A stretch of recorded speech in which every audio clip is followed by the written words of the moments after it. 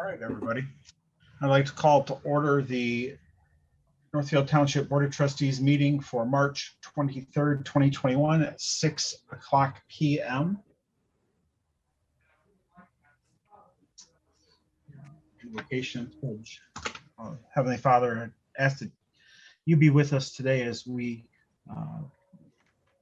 go through and try to govern as you see fit, or we just ask that you give us the wisdom to govern with grace and to do what is right for the folks in Northfield Township.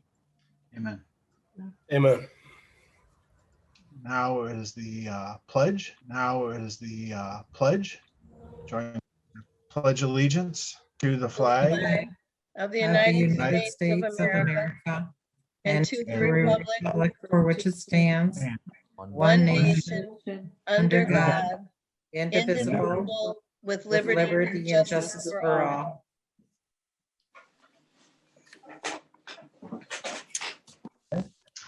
We are getting more in sync as time goes on. Yep. Next, Kathy, can you call the roll? Or Miss Manley? Yep. And please state where you're located. The first round at least. Dignan. Ken Dignan, Northfield Township, Washtenaw County, Michigan. Manley, present, Northfield Township, Michigan. Zelenak. Present, Northfield Township, Washtenaw County, Michigan. Chick. Janet Chick here, Northfield Township, Washtenaw County, Michigan. Otto. Present, Jackie Otto, Northfield Township, Washtenaw County, Michigan. Nelson. Joshua Nelson, present, Northfield Township, Washtenaw County, Michigan. And Moko. Present, Nate Moko, Northfield Township, Washtenaw County, Michigan. Okay, all here. All right, thank you. We do have a quorum. Next item on the agenda is I'll make a motion to approve the minutes of the March 9th, 2021 special meeting. I'll support that. Okay, motion by Dignan, supported by Nelson. Is there any discussion on the motion? Hearing none, Ms. Manley, will you call the roll? Nelson. Yes.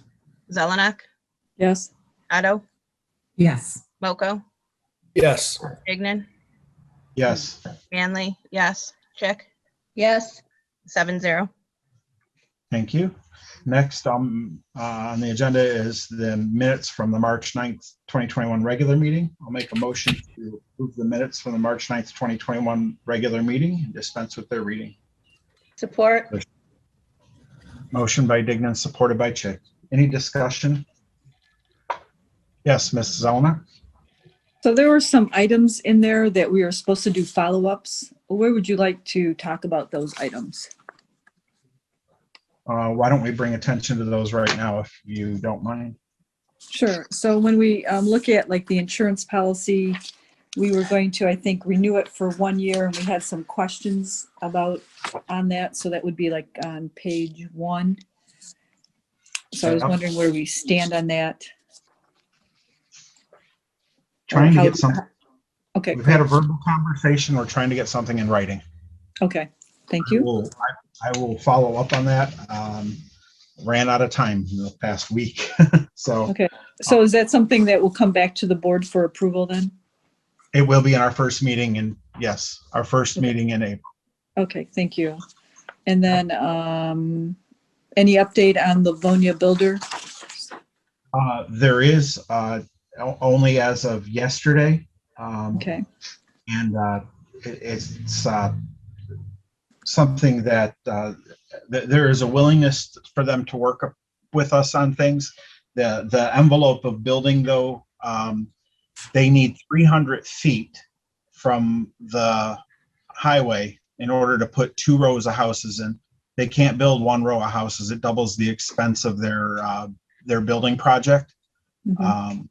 It costs just as much to put the facilities in and utilities in for 1 row as it does for 2 rows. So if there's 1 row, it doubles their expense. But there's a willingness for them to work upon us. So what we need to do is We need to definitively give them where they can build. And once we definitively give them where they can build, we can move forward with them. They're willing to sit down with a group of us. Yes, Ms. Chick?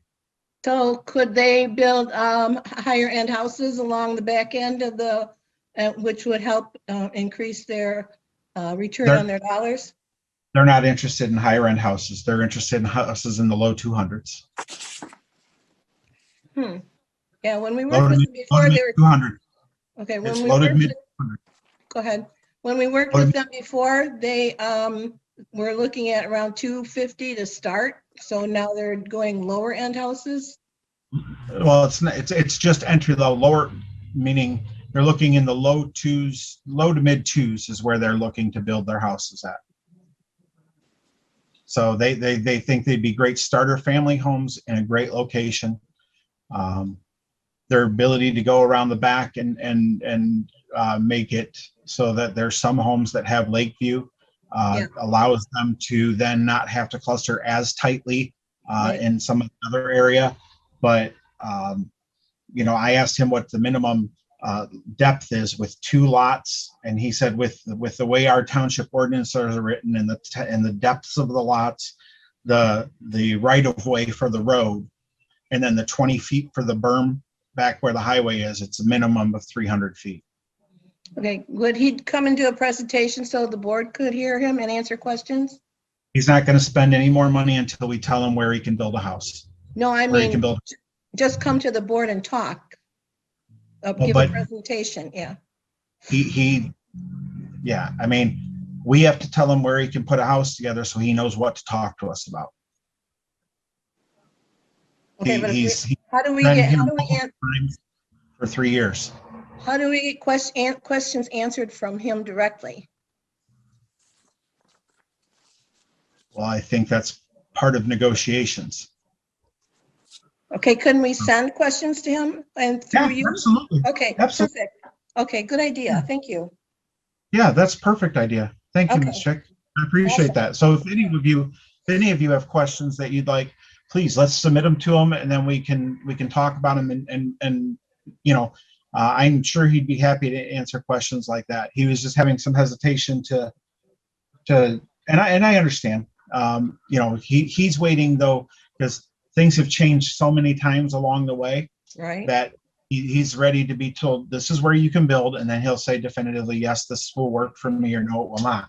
But one thing is with him not building 100 houses and him not spending, him not having that ability to return the prices per lot is not going to be the $7,000 we once talked about when we were talking about him putting in a beach and having, upwards of 70+% of the space.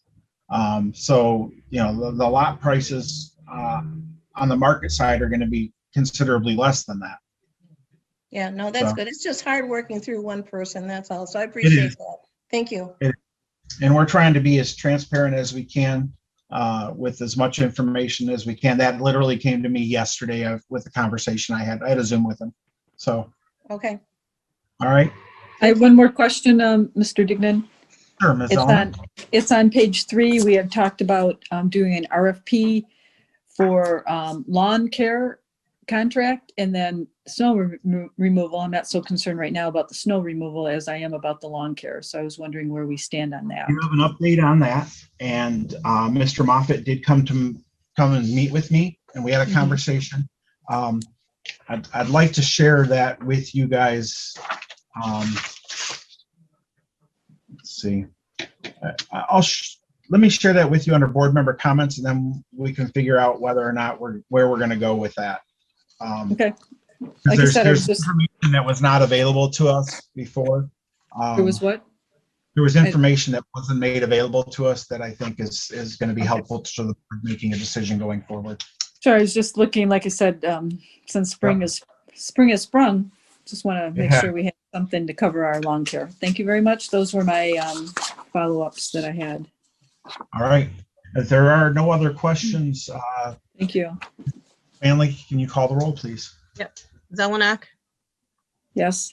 Dignan, Yes. Otto, Yes. Nelson, Yes. Chick, Yes.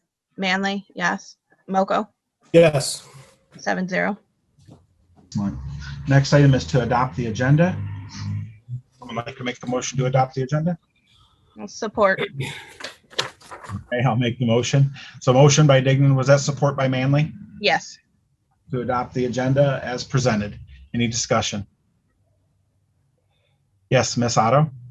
I was wondering if we should turn for old business, switch around the resolution and the review of the fiscal year budget, first draft. Basically, what you're doing is you're asking us to accept the budget and then having a discussion about the first draft. Those are different budget years, Miss Otto. Oh, the first- yep, sorry. I got it. No, that's okay. That's okay. looked I at it, understand. go, aren't we doing the wrong thing? Okay. It would be, yeah. Two different budget years. One's current and then the one is just the proposal to discuss after. So we good? Okay. Yes, Miss Chick. Would we consider, because HVA is present, instead of sitting through the budget discussions, to move them up to number 1? I'm okay with that adjustment. I think that's a good idea. Yeah, I agree. Them to be ready at 7. So. Okay. All right. Miss Manley, are you okay with that amendment to the Makes motion? sense to me. Okay. Any other discussion? Hearing none, Miss Manley, we can call the roll. Oh, question, someone? Nope. Okay. Go ahead, Miss Manley. Moko, Yes. Manley, yes. Otto, Yes. Chick, Yes. Nelson, Yes. Zelenak, No, Dignan, Yes. 6-1. Thank you. The next item is petitions and communications. If there's anyone in the audience that would like to address the board, this is the time when we do listen for the public. And I do have someone that, okay. Brian, go ahead. You can speak now. Please state your name and address for the record. Hi, And thanks for where- having me on. My name is Brian Kirschbaum, and I live at 1081 St. Andrews Drive, right here in Whitmer Lake. Just wanted to give an update with, so I'm with RTMC Enterprises, the Northern Trellis Group. Just wanted to give an update on the property at 50 North Territorial. We were approved back in September for the conditional use, and then the site plan was approved in November. Progress has been made behind the scenes. I know it doesn't look like there's been a lot of work done there on site, but we've been working with the Washtenaw County Road Commission and the Washtenaw County Water Resource Commission. With the Water Resource Commission, we are working with them on stormwater management. And then with the Road Commission, at the request, we submitted a left turn warrant analysis. So we're still waiting to get the results back for that, but we do feel like we are getting close to an approval for both of them. And then that being said, we do hope to get a demo permit and begin construction as soon as next month. I know Rich Barron, who is also on our council, may have some additional comment as well, but just wanted to give a quick update. Thank you. Thank you, Brian. Thank you. Mr. Barron, please state your full name and address for the record. Are you there? I am. I just had to unmute. I hope you can all hear me. My name is Richard Barron. The law firm is Foley, Barron, Metzger, and Yipe. My professional address is 38777 6 Mile Road, Livonia. And I am one of the attorneys working with RTMC Enterprises with regard to this project, as well as other projects that they're doing. I want to just add a little bit of additional details to what Brian mentioned to you. Some of the challenges that we've had with this site have been really relating to the physical issues. The site, as the engineers would explain it, has very cohesive soils. They're sticky, they don't drain very well. That in conjunction with the relatively small size and steep slope there means that water, particularly stormwater, is a bit of a challenge. So the engineers have been working busily on that. We've been using Brad Parlato from Trimedia Environmental and Engineering on that issue, looking at various types of issues. Looks like we just lost the supervisor, at least on my feed. There's back. Oh, no, I'm here. I Okay. was just taking a drink. Sorry. Okay, that's okay. I knew you'd be wrapped with attention as to whatever we were saying about the engineering on the site. So they've had to address various issues there, looking at things such as permeable pavers or underground storage. They'll probably end up having to eliminate some of the parking spots at the lower level to be able to deal with just a standard stormwater retention pond. That's still in process, but they're at least making progress. From the traffic perspective, we've been dealing with the Manic Smith Group. They've got a qualified traffic engineer, Jean Hartline, and she's been dealing directly with the Road Commission. And the Road Commission's had to have us do some studies, and they wanted some additional information. One of the challenges that that any cannabis business has when dealing with road commissions and otherwise is there's not a lot of track record in terms of existing data about traffic counts and things like that. That, in conjunction with the COVID, plague year, is a bit of a challenge because they've got to apply some multipliers because traffic counts, over the last 12 months are probably not going to be the same as traffic counts once everyone starts, going back to not working remotely or however that changes. So our group has been responsive, getting the engineering reports to them, to the Water Resources Commission and to the Road Commission that they've asked for, and are just trying to work through in I guess I would say in a workmanlike manner to get the engineering done so we can start construction. So this is just, we wanted to come in and, sort of say hello and give you an update to let you know that we are trying to make progress, even though you're not seeing cranes in construction and things like that going on. Thank you very much. Appreciate your time very much. Absolutely, sir. Okay, if there's anyone else that would like to address the board, please raise your hand at this time. Okay, I do not see any hands raised. I'll go on to, I do have a communication that you all would received in your packet from Kurt Weiland. As many of you know, Kurt Weiland has been our building inspector for quite some time, over a decade, in a cooperative agreement that we've had with Pittsfield Township. But his responsibilities in Pittsfield Township are changing, and he let us know that as of May 28th, he will no longer be able to serve as our building inspector. So I just wanted to make note that that communication did come across. I will also mention one thing, and then I'll go to Ms. Zelenak, is the applicants for the cannabis businesses in Northfield Township will be getting a communication from our planner in regards to the 180-day time frame that is coming due, and that letter will indicate some information in regards to just asking for status. I really appreciate Mr.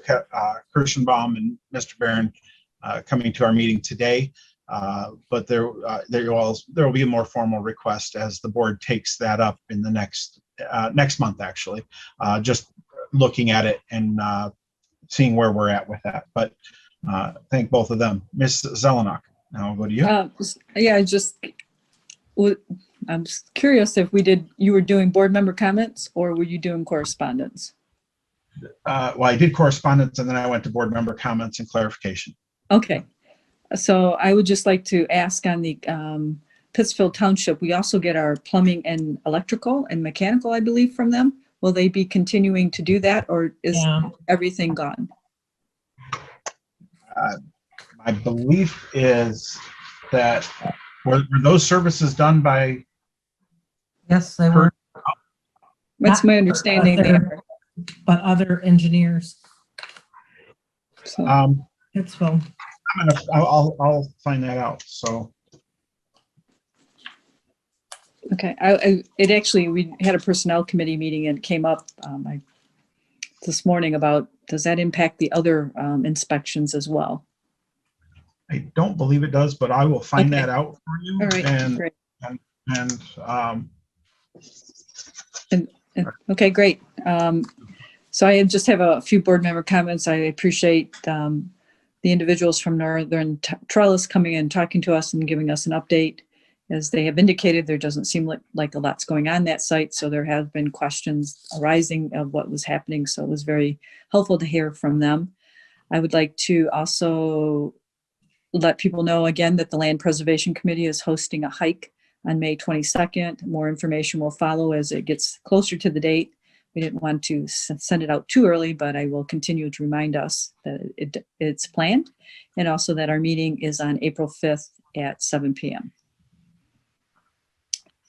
And then one other thing is, and I don't know where we want to talk about this, Mr. Supervisor, is potentially the meeting cadence going forward after the end of the state of emergency or the health at the end of March.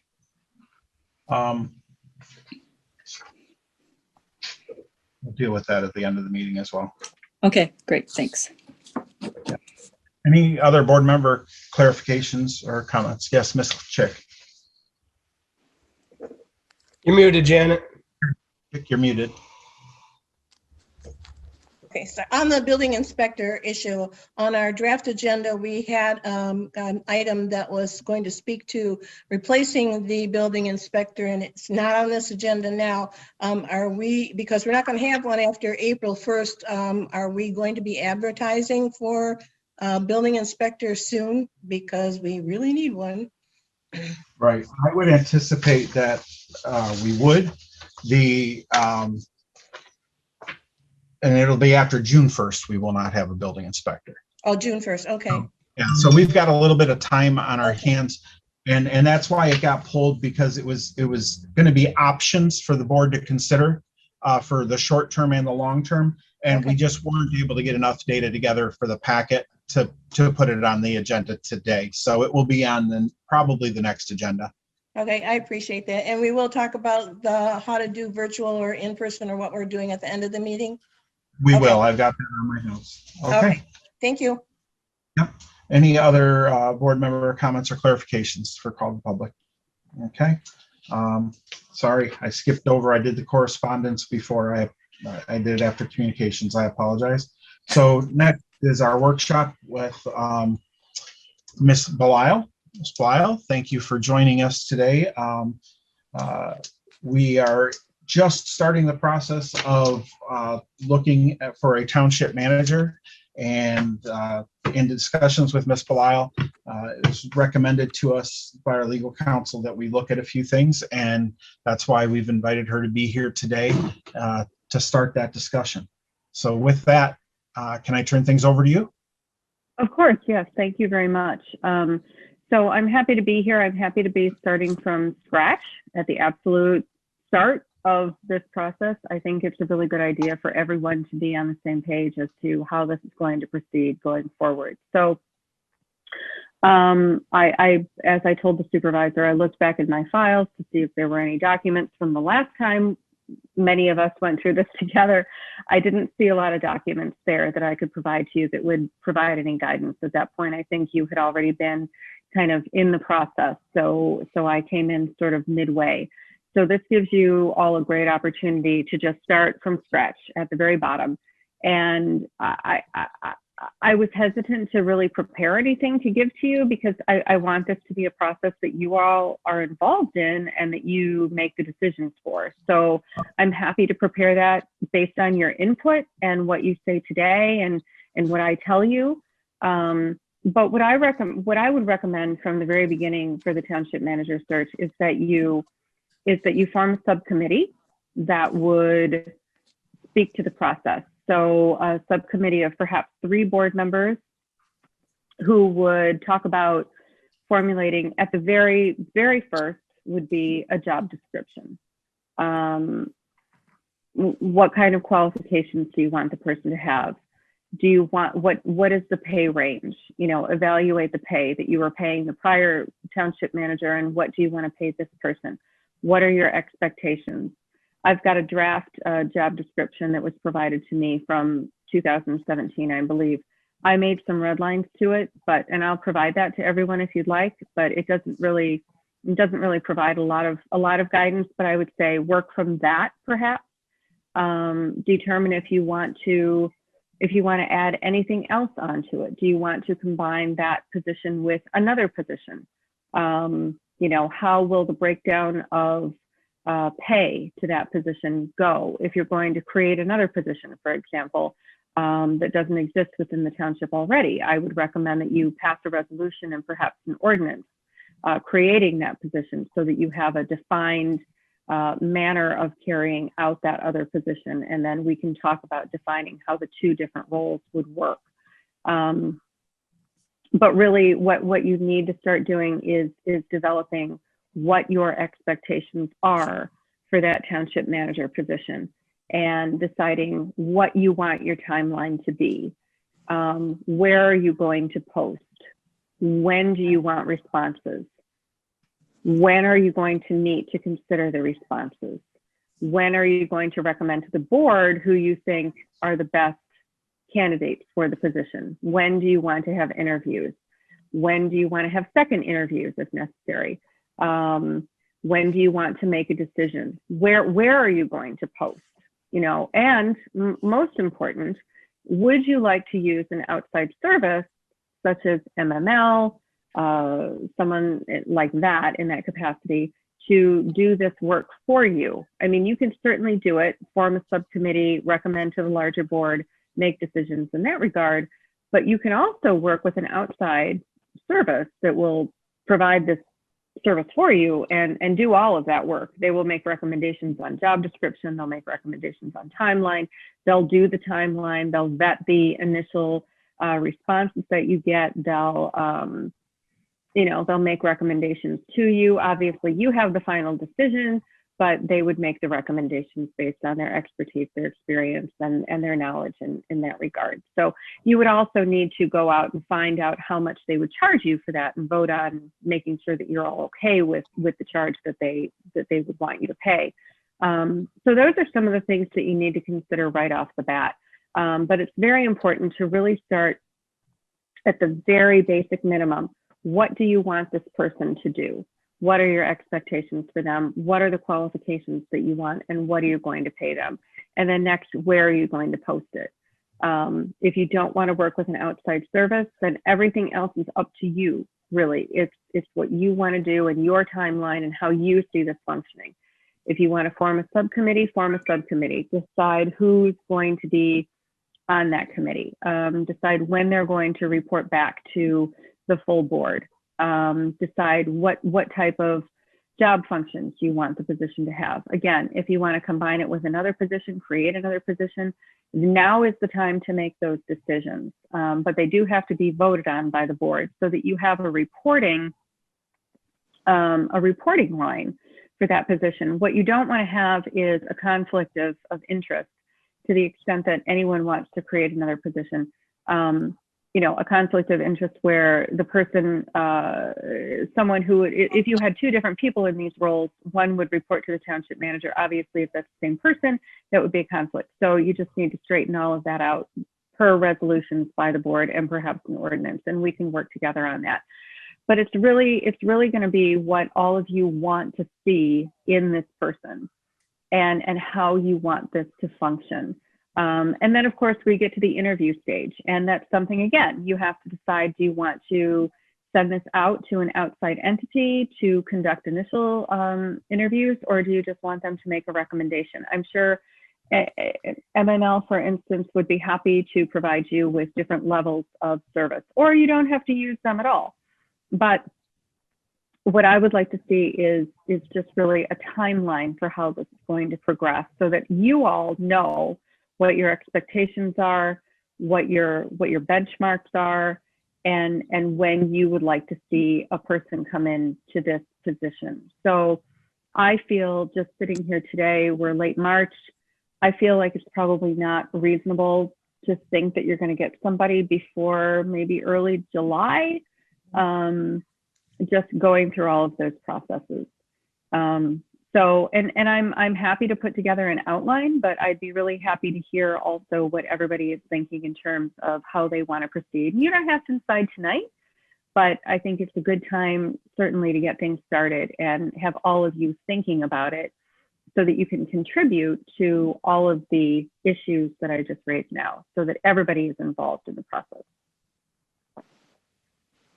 Thank you, Ms. Belisle. I guess we can start the conversation. We can go around with each board member and see what your thoughts are in regards to things. Is there anyone who'd like to start? Comments or feedback on kind of the process and what we envision. Yes, Ms. Chick.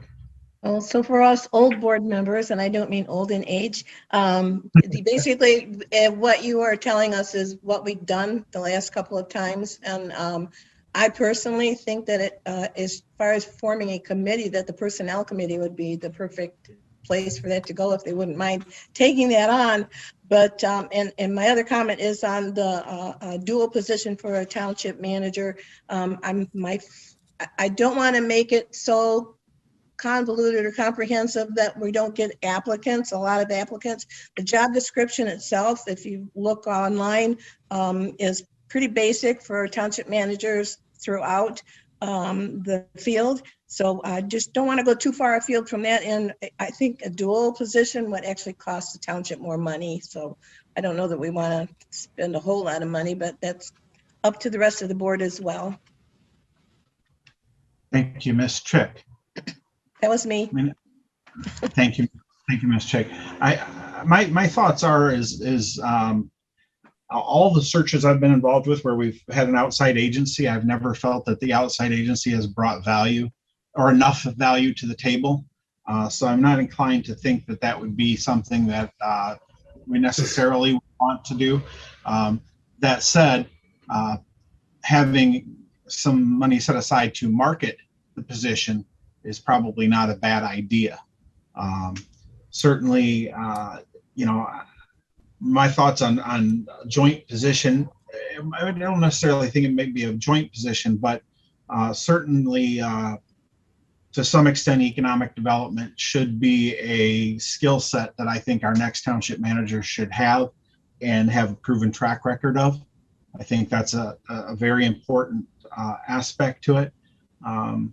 But certainly, if a committee is, if a group of board members is willing to and able to put forth the time and effort necessary, I have a feeling it is going to be a time-intensive role being a part of that committee, and there's going to be a lot of work for each committee member along the way. And those are my thoughts. Anyone else? Anyone want to go next? Yeah, I'll go. If that's all right here. I think a dual position, I'm not really for that. I'd rather hire or look for a township manager with an emphasis on economic development, as opposed to saying we're hiring a manager / economic development position. I mean, it's up to us who we hire, and we, as far as coaching them as to what we're looking for and the job description as we want to write it. So that should cover that. That's all I got. And I'm not really for the third party hiring, but whatever the board decides. Thank you, Mr. Moko. Ms. Otto? I do believe that we could probably hire somebody that has expertise in economic. They don't necessarily have to have a dual role. As far as using a search firm, this township's never used a search firm before. We have always used either going through advertisement, and as you can see, we could do better. I know with positions that I have hired, I have used search firms. They cut through the weed a lot faster than what we could, but you are paying for it. So it all depends on what you want to pay for. So you have the best of both worlds to where you can spend the money on recruiting, or you're going to spend the money on the position. So you have to make that determination. Thank you, Ms. Otto. Ms. Belisle, can you answer a quick question? Do you know what it costs to go through a search firm these days, or at least a ballpark of? Boy, that's a good question. Most of my recent experiences have been, excuse me, with hiring a police chief, and that's a whole different ballgame, whole different type of search firm. They go through MCO typically, and that's different. I'd be happy to look into that for you and find out. I haven't not gone through that recently though. I think due diligence would cause us to need to look at that. Ms. Chick and then Ms. Manley. Yeah, I actually was looking into that. Funny, I got an email from some firm or company offering to do it for $2,500, and it was like, yeah, right, okay. But what I mostly found out was they, some of them asked for a percentage of the compensation based on the compensation of the person you're looking for. Yeah, I think if you pay peanuts, you get monkeys. Yeah. Okay. Right. I can say for the search firm, when I went through a search, and this is actually for my position, it was 30%. 30%. Okay. Ms. Manley. Yeah, I think I'd like to explore the idea of the search firm and maybe reach out to like the MML if they can give us some ideas of who would be good at this, or if they're even possible of doing it. Because I mean, it seems like when the board did it, the last couple of choices didn't work out the greatest. So it might be worth it in the long run for there to be professional involvement in this. I think we all should have some kind of idea what we're expecting in a manager. I think we all have different ideas of qualifications and backgrounds that we're all expecting from this person. So I think at least looking into the outside firm would be worth the exploration. So that's it. Thank you, Ms. Manley. Mr. Nelson. I think I'm with Miss Manley on this. All in all, I kind of want to see someone here that I am very confident in, and I know who they're going to do their job coming in. I feel like professionals who do that for a living are more apt to kind of figure that out for us, or at least to bring candidates for to us who are most suitable for the position, and they're able to make that determination because that's what they do. Obviously, the cost could potentially be an issue. I think it's at least worth exploring. It's at least worth looking into because that's what they do. All in all, I mean, I want to see someone who's good with economic development. I want to see someone who actually cares about this township as well and wants to see us thrive. Someone who's interested in seeing us succeed. To me, that's very important.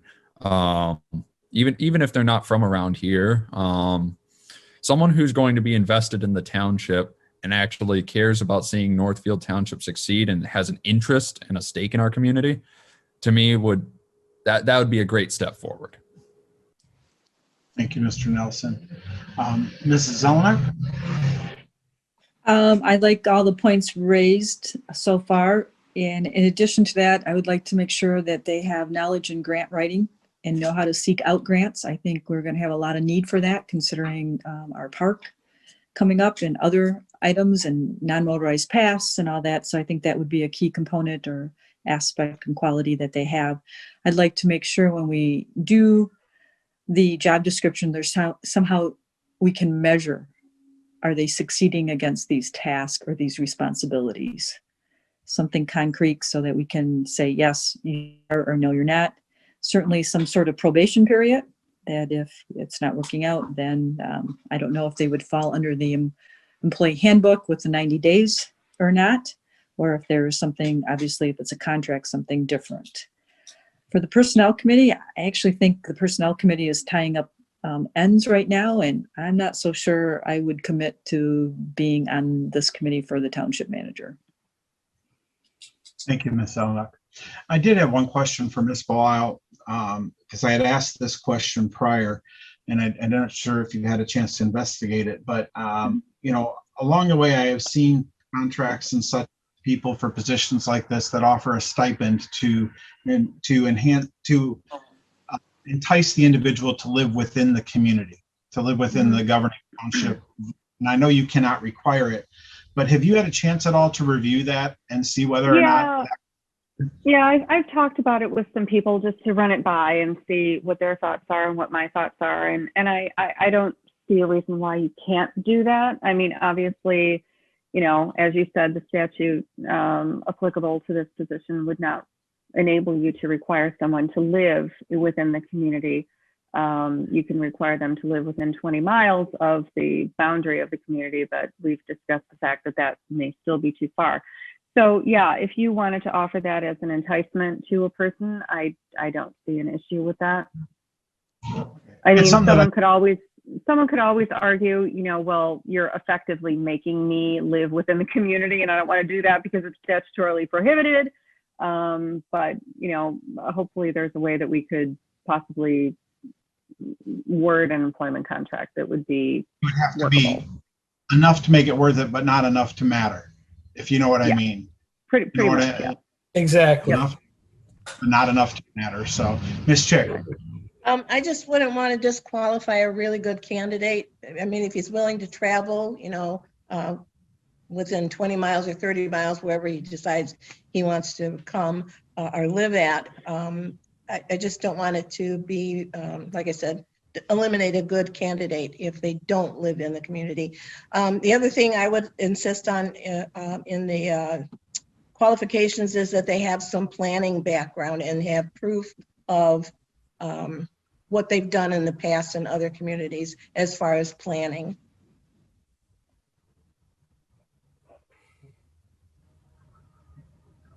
Thank you, Ms. Chick. So I think that's a lot of information to go on, Ms. Blisle. I do think a committee to fill this position is probably a good path to start down. A committee that could possibly work with you to get through some of the fine details of this and then bring back to the board some recommendations. I mean, so I was just going to interrupt for a second and say, I think really the first thing you need to decide is whether you want to work with an outside firm or not. I don't think we know that till we know the cost. Right. So I will look into that. Anyone else who wants to do that, fine, but I'll look at, I mean, I know the people who do this. I know I just went through a city manager hiring with Troy. I will look into who they used and what the cost was for that. So I think that's the first benchmark that you need to meet. Okay. Thank you, Ms. Blisle. Ms. Manley? Yeah, I'm looking at the MML's website right now, and they do have an executive search service. Of course, there's no cost on there. And looking at the job openings, there's a handful of other, you know, city manager or township manager jobs out there. So, you know, we're not the only ones looking. So I think that's where this might help also, somebody that has an idea of who to look for and where to look, because like I said, there's quite a few out there. So that might be a good place to start. Let's reach out to them. Actually, I'll email them right now, so I'll see what they got to say. I appreciate that. Ms. Otto? There is a House bill out there. It is MCL 42.10A that talks about specifically for charter townships, township superintendents. But they did say that majority of general law townships, such as ourselves, could use this as a backdrop for getting a township manager. And it does list the background information and the responsibilities that charter townships do require as a job responsibility. Okay. That can be helpful. That is true. The general law township statute is very, very, very vague, very, doesn't contain a lot of information. So many general law townships look to the Charter Township Act. And that act does, in fact, include a very comprehensive list of what the township superintendent can be assigned to do. So that is a good starting place. Okay, Ms. Chick? Yep, I just wanted to piggyback on that. If you look, there's a lot of information online about what the standard duties are for a township manager. And I did actually see something, and I can't tell you where I saw it, that they say more of the townships in Michigan are looking for managers now. Not at a great rate, but they are looking into it. So there's information. I do know it is growing in popularity. Okay. I think we've given Ms. Blisle some information for her to work on. Ms. Blisle, how would you like to communicate that back to us, or should we plan on having a correspondence from you for our next meeting, where we could then discuss it and make some decisions on how we're going to move forward? Sure, yeah. I think that's the most important first step, is to, as I said, decide who's going to do this. Are you going to do it yourselves, or is going to use an outside service? So what I envision is I will contact MML. I will reach out to them. I'll reach out to any other services that are out there and get some costs for you. And if it's okay, I'll send it to you, and you can communicate it to the board just to save money. Or if you'd like me to appear at a meeting, I'm fine with that too. Okay. All right. I think we'll definitely have you at future meetings. We'll just have to see. Yes, Ms. Otto. You're muted, Ms. Otto. I do believe, though, that we still could have a committee look at the job description, look at the salary, the timeline, and then wait until Ms. Blisle comes back, and then we can start deciding, are we going to post this or go with a search firm? And I think that's a good idea, to have consensus on those issues. That was kind of the direction I was thinking going down. Mr. Moko? Yeah, are we all in agreement? We need a township manager. Just throwing that out there. The majority of the townships don't have a manager. I know we didn't have one forever. I just want to throw that out there. Is it a necessary need? I mean, I don't see a huge rush. I will tell you this, having been filling a lot of the roles of the township manager, yes, we need a township manager. Well, we need an enforcement officer. We need to fill a lot of the other positions also. That's. I can speak to that, having been through the first township manager and the second township manager, along with Mrs. Otto and Miss Manley, that this township actually didn't start making any kind of, I don't want to call it progress, but any movement towards getting things done until we actually had a township manager. It's an overwhelming job just for the supervisor to handle everything. So the township manager is really a benefit as far as I see it. Thank you. Yeah, I would concur. Ms. Zelenak? So to me, we have to make sure we get our return on investment, because it's going to be a very highly paid position. And I think that's very important, because we have other needs as well. And I think, Mr. Moko, you did touch on some things, meaning, we don't have an ordinance officer right now. We may have some issues in our planning as far as getting things accomplished. And that all adds to the burdensome of not moving maybe forward in some ways that we want to. So I do think it's important that we have good employees as well, because our office staff is very good. It's now we need to make sure we have the supporting for them as well, such as the zoning ordinance, who handles that right now. And I think the township manager is, and some of it's coming to Miss Bird, and some of it's, going here and there, and that's adding complexity. And I know we're going to be talking about our planning tonight and making sure that, we have what we need to be productive as possible. So I think there are some missing components right now that's adding to some of our issues. And whatever we do, we need to make sure we get our return on investment. And that's part of the thing. How do we measure that to make sure we're getting what we're paying for?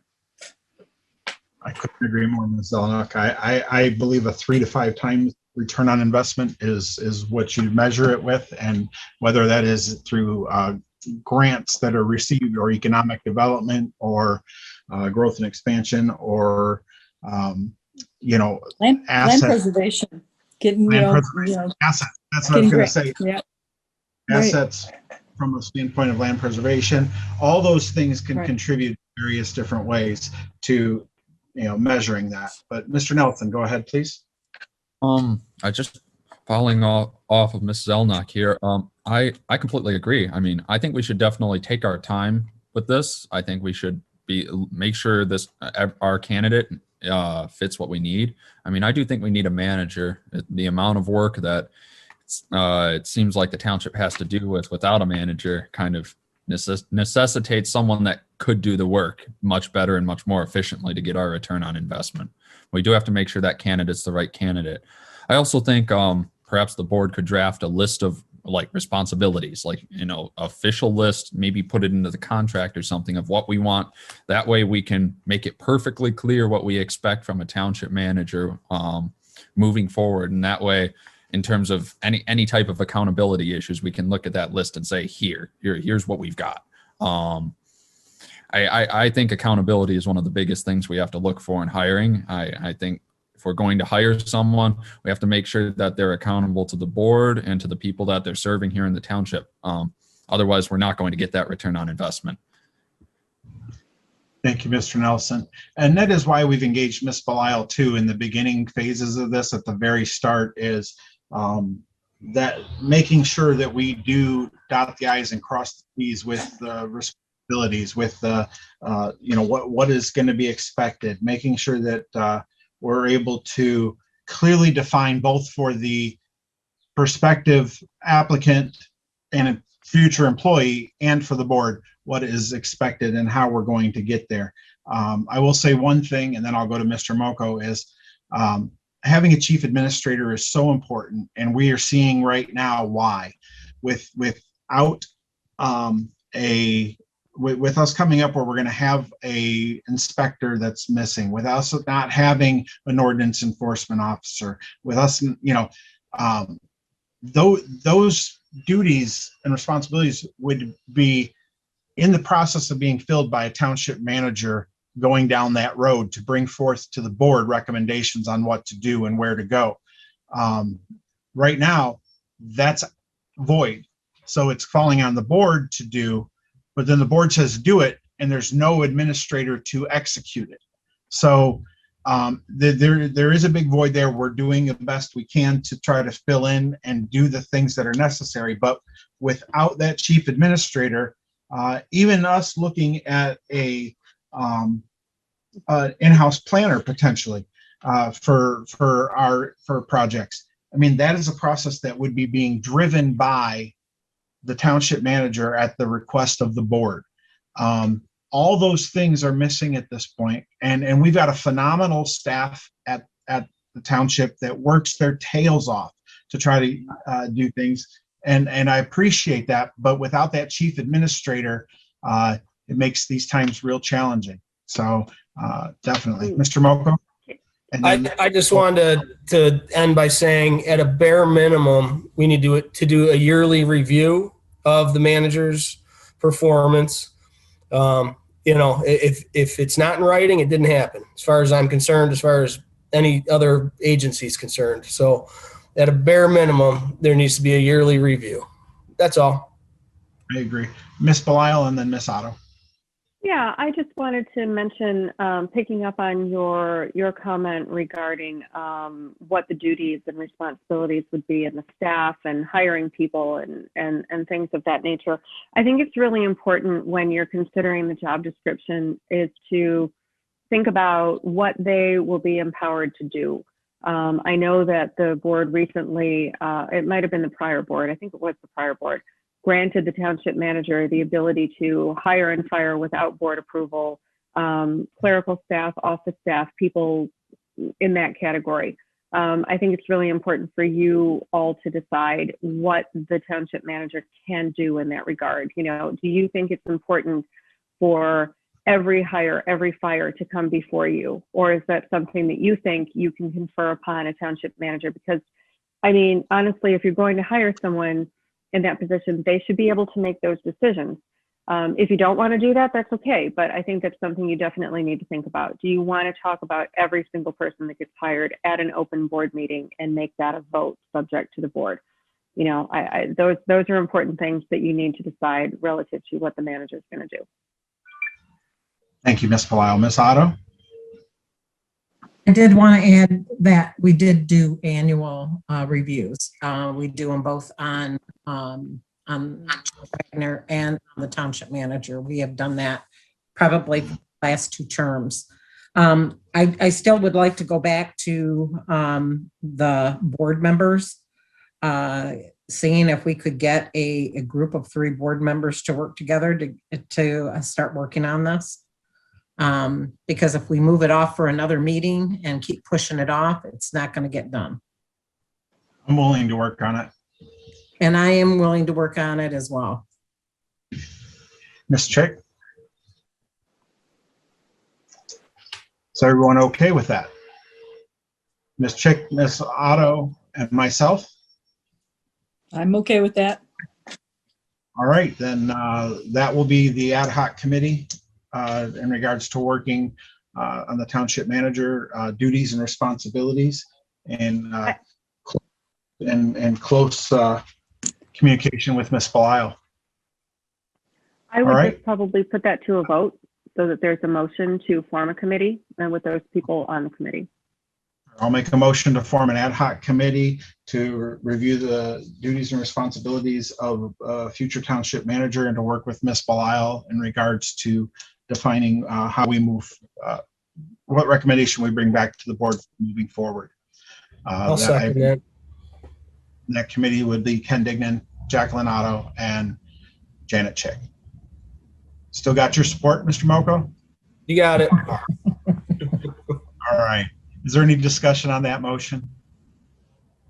Yes, Ms. Zelena.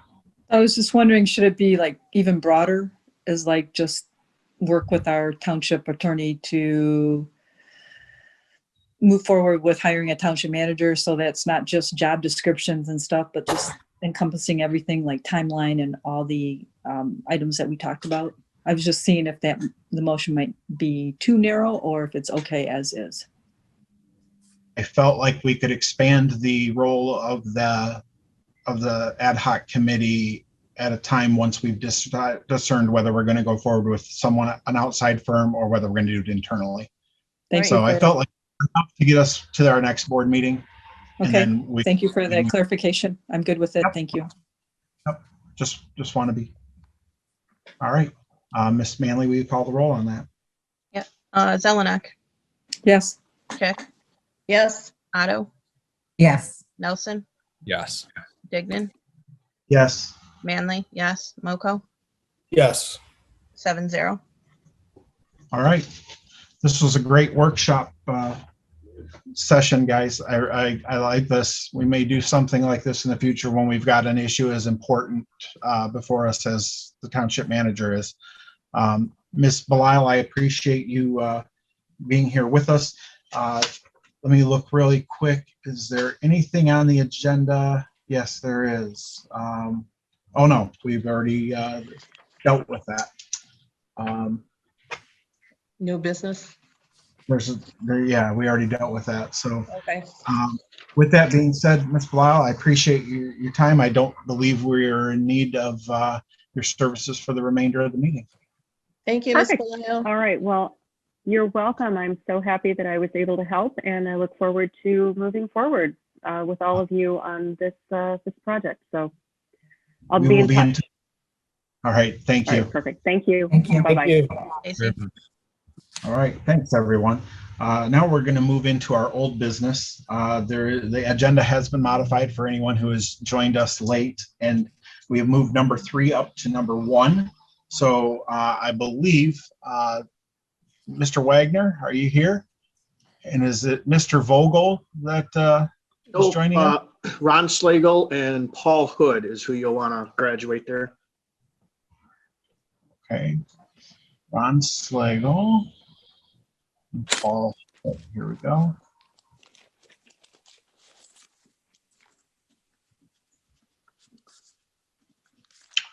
All right, Mr. Slagle and Mr. Hood, you've been promoted to panelists. You are muted at this time, but you can unmute as you see fit.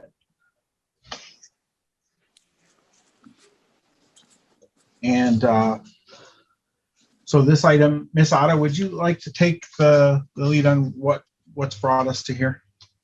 Yeah, this happened several months ago. This actually back in October of last year, we received a report with our average A1 response times, and we were very concerned that they were at 14.31 minutes. And we felt that with the number of units that we have and the A1 lates that we have, we could be doing better. I know that we met with HVA probably Bill, about 4 years ago, 5 years ago. And Yeah. response times did get better, but then it seems like it went right back again. And we did meet with them about a month and a half ago.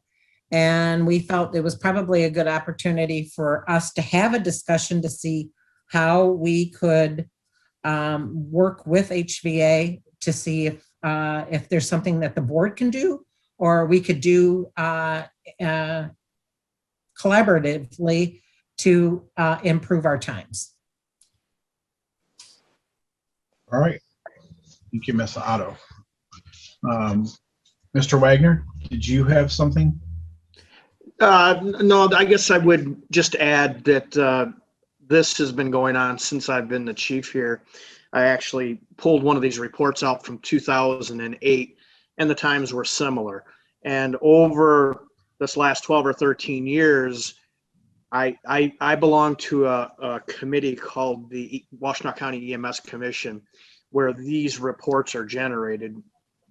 And I've been on that committee, I don't know, probably 8 or 10 years. And I bring it up every time. Northfield Township's times are not acceptable. And I guess to my surprise, this last meeting that we had, a lot of people noticed it, and it got a couple of county commissioners' attention, couple of another commissioner that's the chief and the police chief in Chelsea also, and this was brought up at the police chief. So it's out there. The question is what do we do? It seems as though the 3 or 4 times we've met with HVA, they acknowledge it. They don't deny it, and they, typically the answer we get is, "Yep, we see it. We need to address it. We don't have the money right now, but we're going into budget and we'll take a look." And I'll let Mr. Slagle or Mr. Hood kind of obviously defend themselves, and we're open to a lot of different ideas. But I guess we both have to come to the table and try to address it. Okay. I have some thoughts I'd like to share. I mean, service is not equitable up here. The folks of Northfield Township have not received service that they're entitled to. I believe the service and responsibilities of Huron Valley Ambulance to provide service in Northfield Township should be on par with what's being provided in the rest of the county, and it's not. We have been dead last or next to dead last in this in the metrics for a very long time, and it's about time in my mind that HVA step up to the plate and provide a solution. If not a action plan for measured reductions in the response time month over month over month and quarterly, you need to provide a unit out at fire station number 2, an echo unit. And that's the least you could do at this point in time. It is outrageous. This is a life and death matter in Northfield Township. And I, as one member of this board, take it very seriously.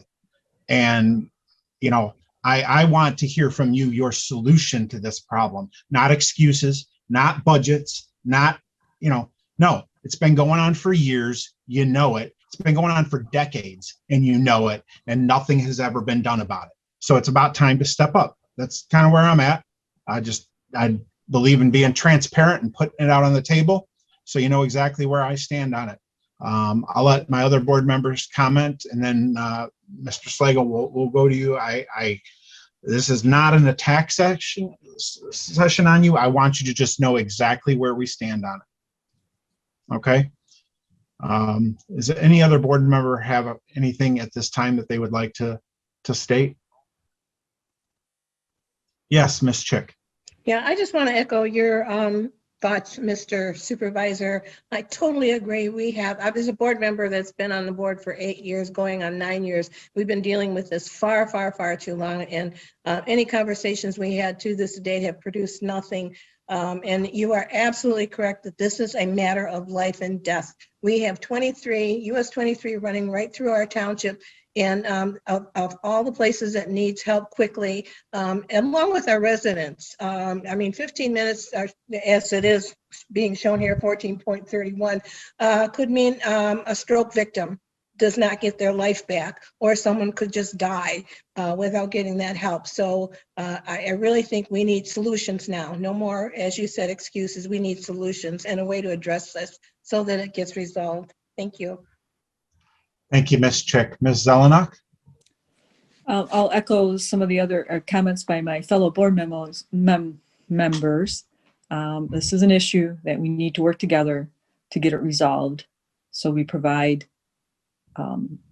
services to our residents that are life and death services. So I look forward to be working and seeing what we can do to make improvements. Thank you, Ms. Zelenak. Ms. Zelenak, I appreciate it. Any other members of the board at this time? Okay, with that, Mr. Hood, Mr. Slagle, the floor is yours. Okay, thank you. Good evening, everybody. I'm Ron Slagle. I'm the CEO for Huron Valley Ambulance. I've been here about three years now.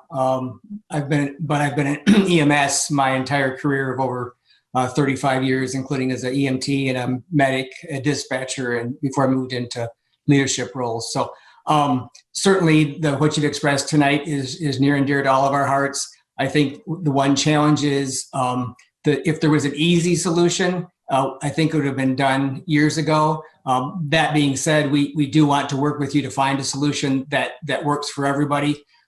Certainly Northfield is one of the harder townships to serve in the Washtenaw County.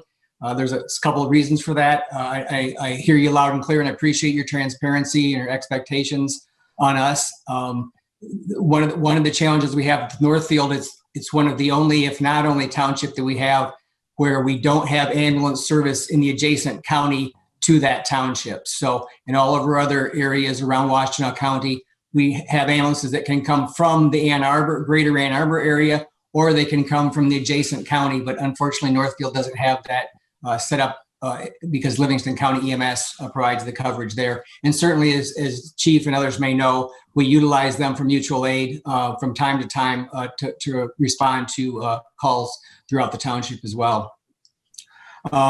So one of the challenges we're facing right now is a staffing shortage. It's not unique to HVA. It's not only a state issue, it's a national issue. In my career, the staffing has never been as challenging as it is right now. And that does impact response times because of the availability of ambulances that we can put out there to respond to emergencies. So we continue to focus on this as our primary issue, and that will help response times. As I've looked over the last 3 years, if when our staffing levels have been adequate, then we've been able to have a reasonable response time to the township. But certainly where we are right now is not where we want to be, nor it is what you want it to be as residents and as township leaders.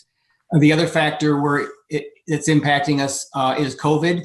Not only is that impacting individuals and healthcare, but it does delay our response times at times because when ambulances complete a call at the hospital, they have anywhere from 10 to 15 minutes of extra time they need to decontaminate before they can go back to take the next call if they've just transported either a COVID patient or someone they've suspected with that. So all that being said, we are working at a number of different solutions we looked at. After our meeting with Ms. Otto and Chief Wagner, I went back with our team and said, what can we address? What can we look at to do some of those things? In addition to staffing, relocating ambulance posting plans. As you probably know or may not, our ambulances are posted throughout the community. Many of them are not in stations, but in Washtenaw County, they're moved from location to location so they can be able to respond quickly when that 911 call comes in. And we are looking at options to move posting locations where we can. Also relocating one of our existing community paramedic, which is an echo unit, which is a one paramedic in vehicle, moving them closer to the township. But if everybody's on calls, that really doesn't help that situation. So we have talked to the chief about utilizing the fire station number 2. A more ideal place would actually be something closer to US 23.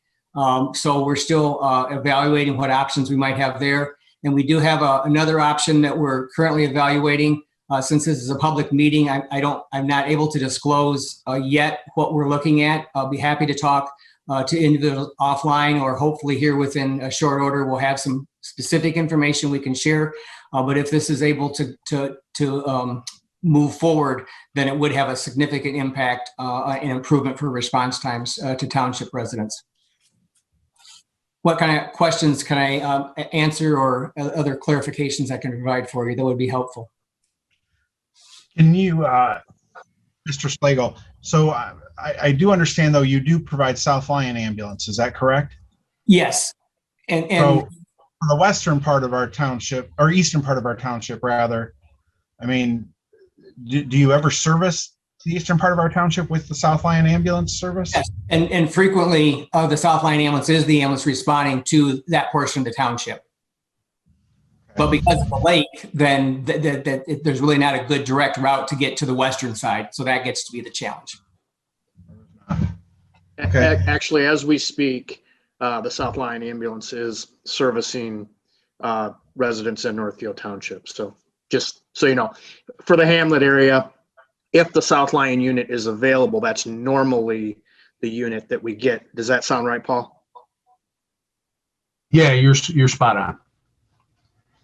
Okay, it made sense. I mean, when I look where the other ones theoretically are, you know, unless it's straight up 23, there's not anywhere that's going to get there sooner.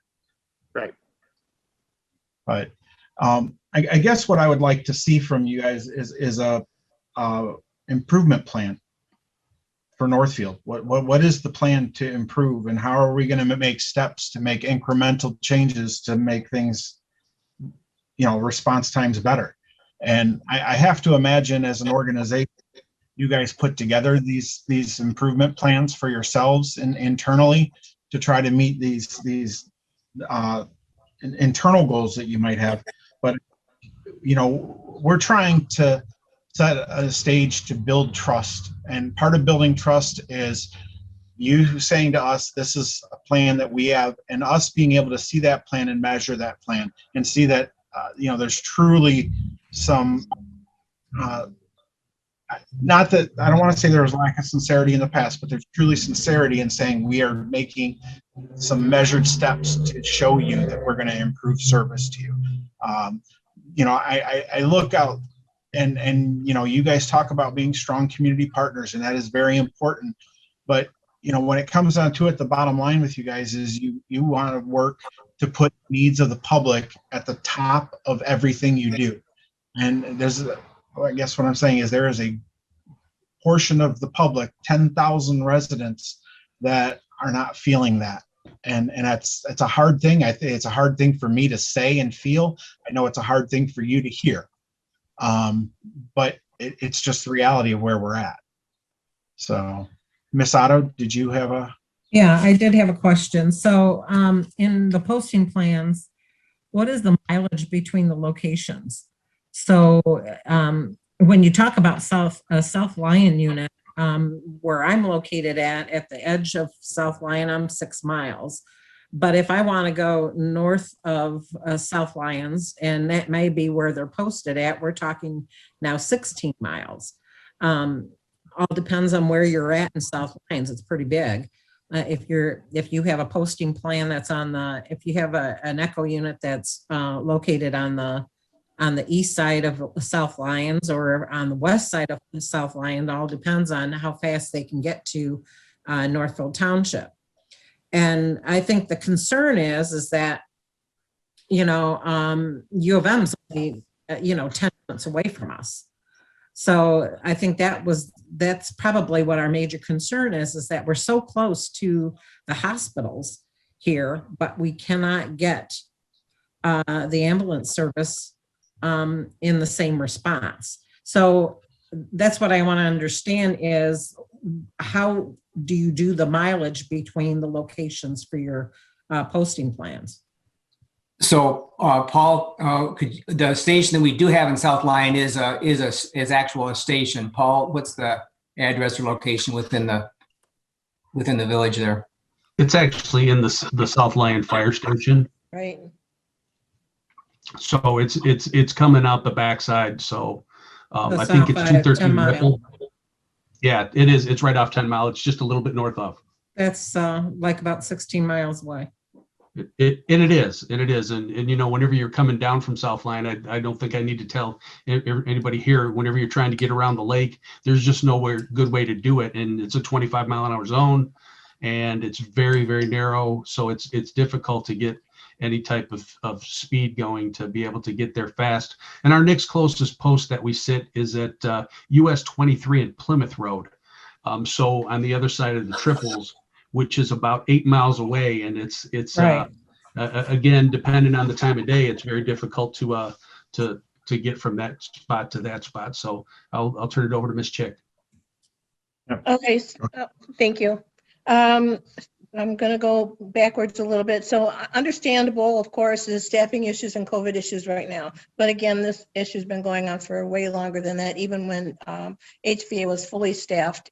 And that I'm trying to understand why an echo unit at fire station wouldn't work when you're saying the distance to 23. It's much closer to 23 than it would be from South Lyon.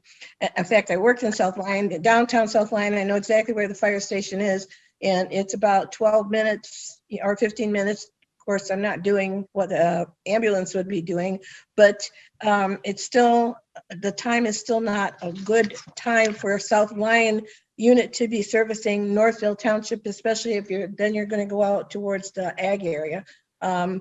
I just think that putting an echo unit in at the fire station 2 will help serve this end of the township, the south end of the township. And if we have to rely on the South Lyon unit, then that would do the north end of the township. But it's still, the time just doesn't seem to be sufficient enough. Yeah, and so let me kind of clarify that.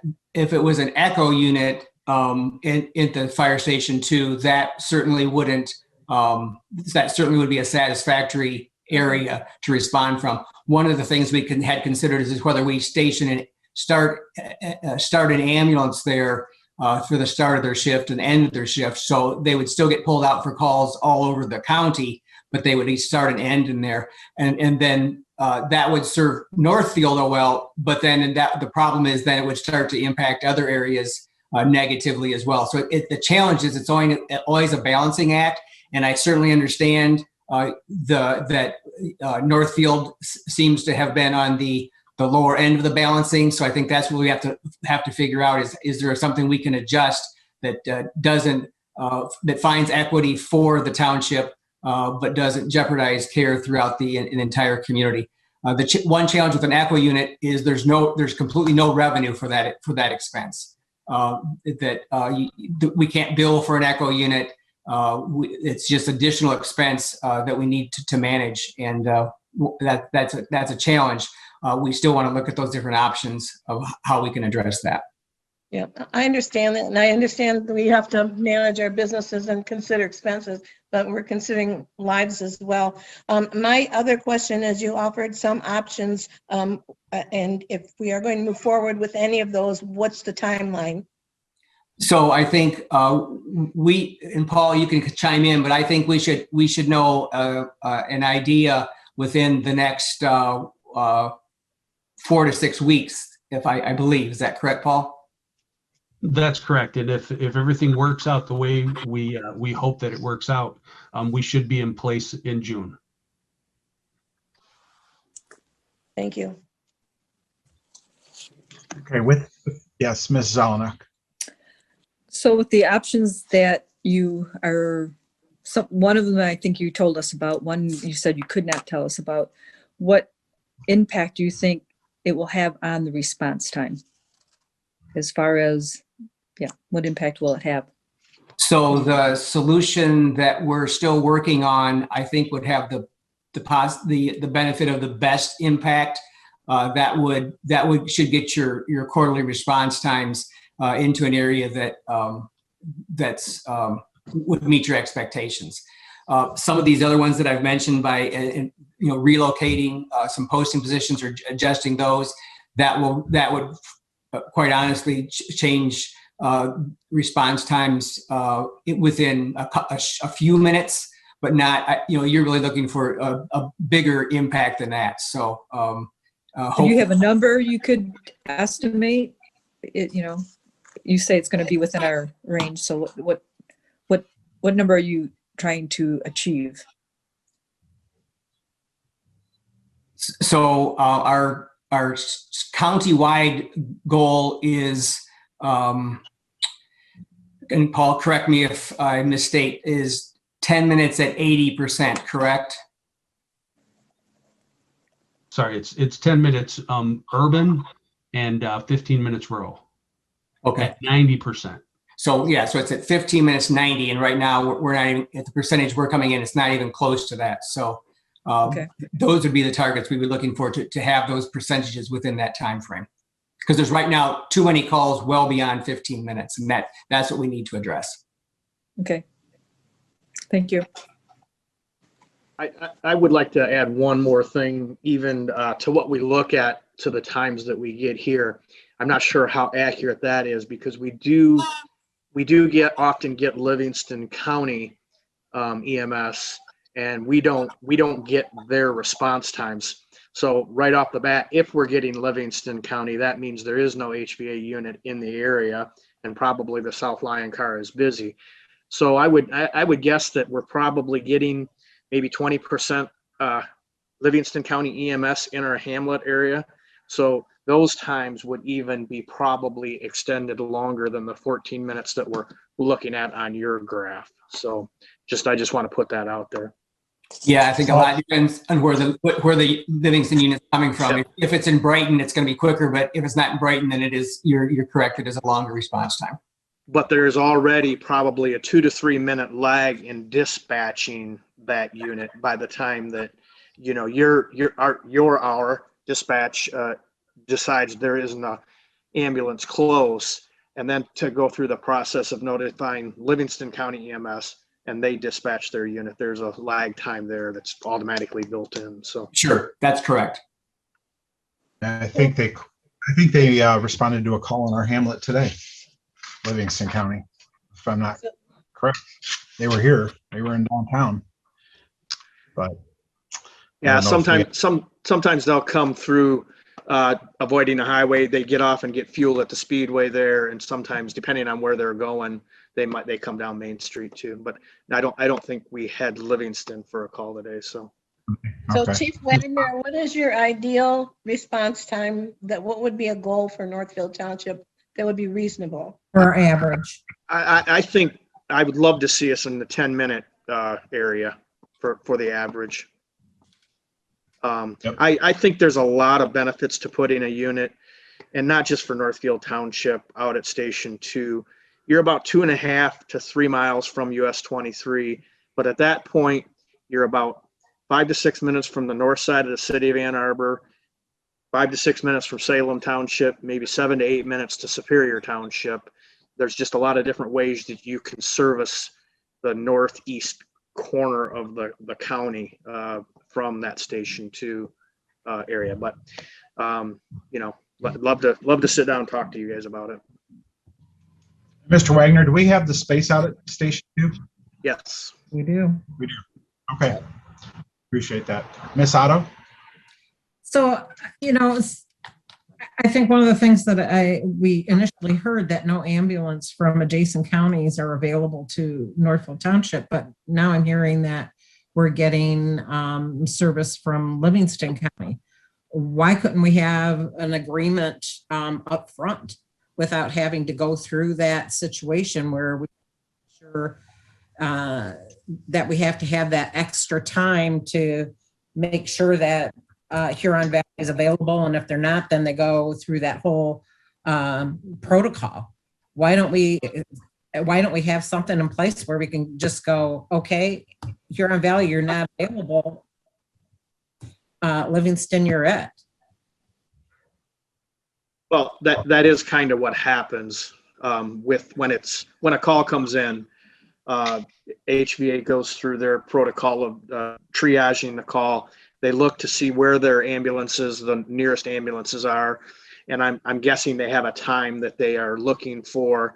And if it's more than that time, they'll check with Livingston County. And sometimes we'll get both. We'll get Livingston and HVA on a call because both of them end up being dispatched. So.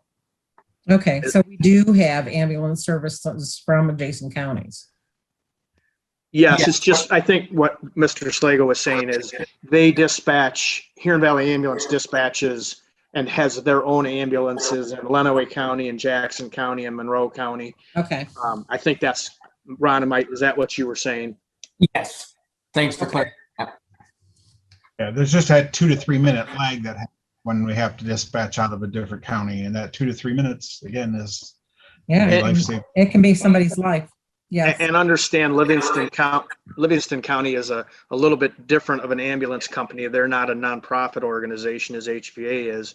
They are it's a government organization. It's part of Livingston County government, their EMS agency up there. So taxpayer funded service.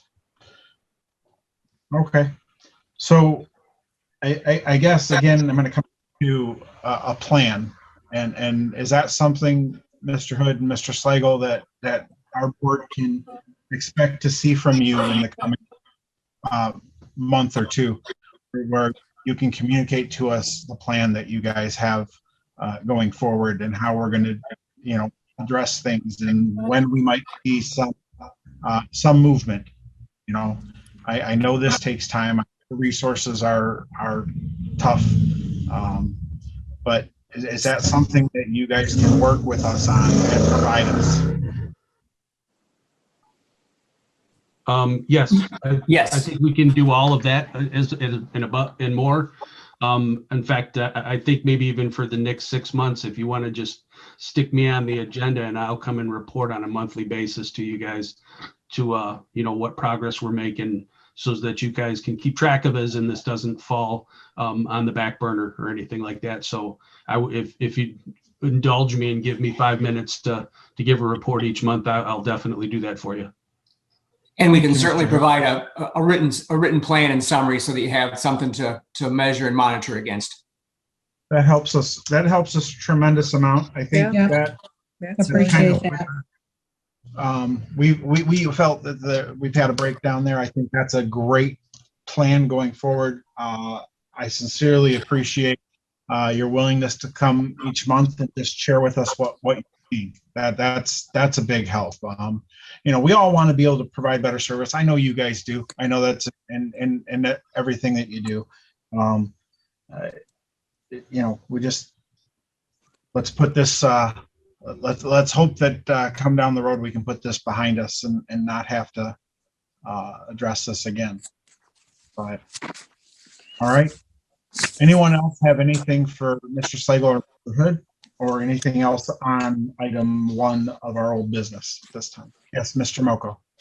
I just had one question about Fire Station 2 keeps coming up. What about the main station? Do we not have room there? Or since they're a nonprofit, if they're just looking for a roof to put the ambulance in and parking spots, what about People's Express?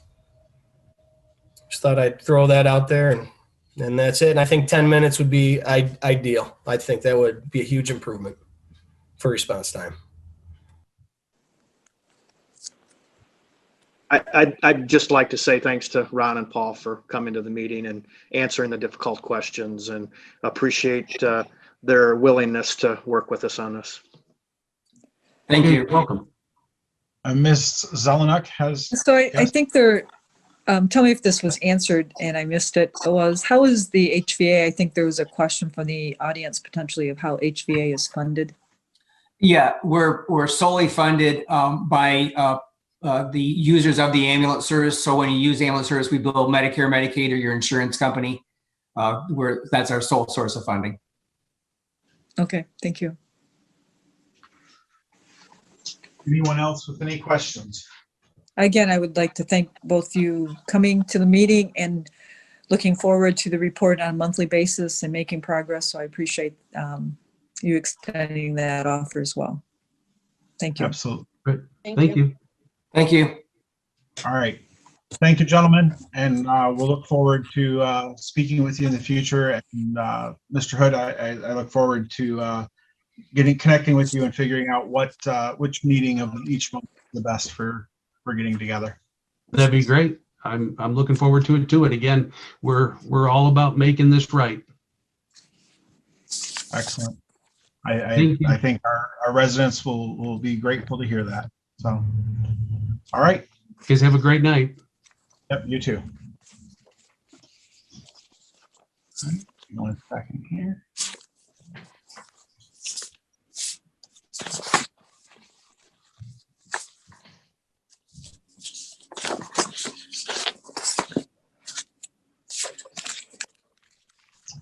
All right. Moving on in the agenda.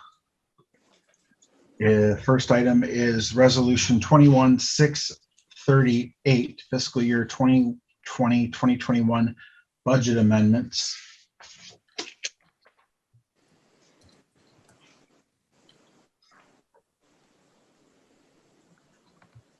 In your packet, you have communication from the controller. I'll make a motion to adopt Resolution 21-638. Your support? I'll support. Okay, motion by Dignan, support by Zelenak. Discuss on the resolution. Yeah, so I'd just like to make, we did find that at the bottom of it, you'll notice that for the land preservation as well as the recreation, it's 10,000. It should only be 5,000. Right. However, I do think we should approve it because this is the document that came in the packet. And, you know, to me, if we don't approve it and we change it, then I don't know if that's really being transparent to everybody who's read the document. And I expect that we'll have other budget amendments going forward and we'll get it back down to 5,000. That's just my thought. Thank you, Ms. Zelenak. Ms. Otto? So, but, so this was, so originally the Parks and Rec had about $7,500 in their budget to do with the master plan. And they had another leftover allocation in their budget. So adding $5,000 is not really a $10,000 balance for them. Right. I had a whole issue with this because there was an amendment, there was a motion back on the 27th of October. And now we have almost doubled it for the Land Preservation Committee and we decreased it for the Parks and Rec Committee. And I truly needed to find out, did we spend the $7,500 for the plan, for the master plan? Was that allocated from the from McKenna? Did they bill us yet for that? And if they did, then it's gonna come out of this whole $10,000.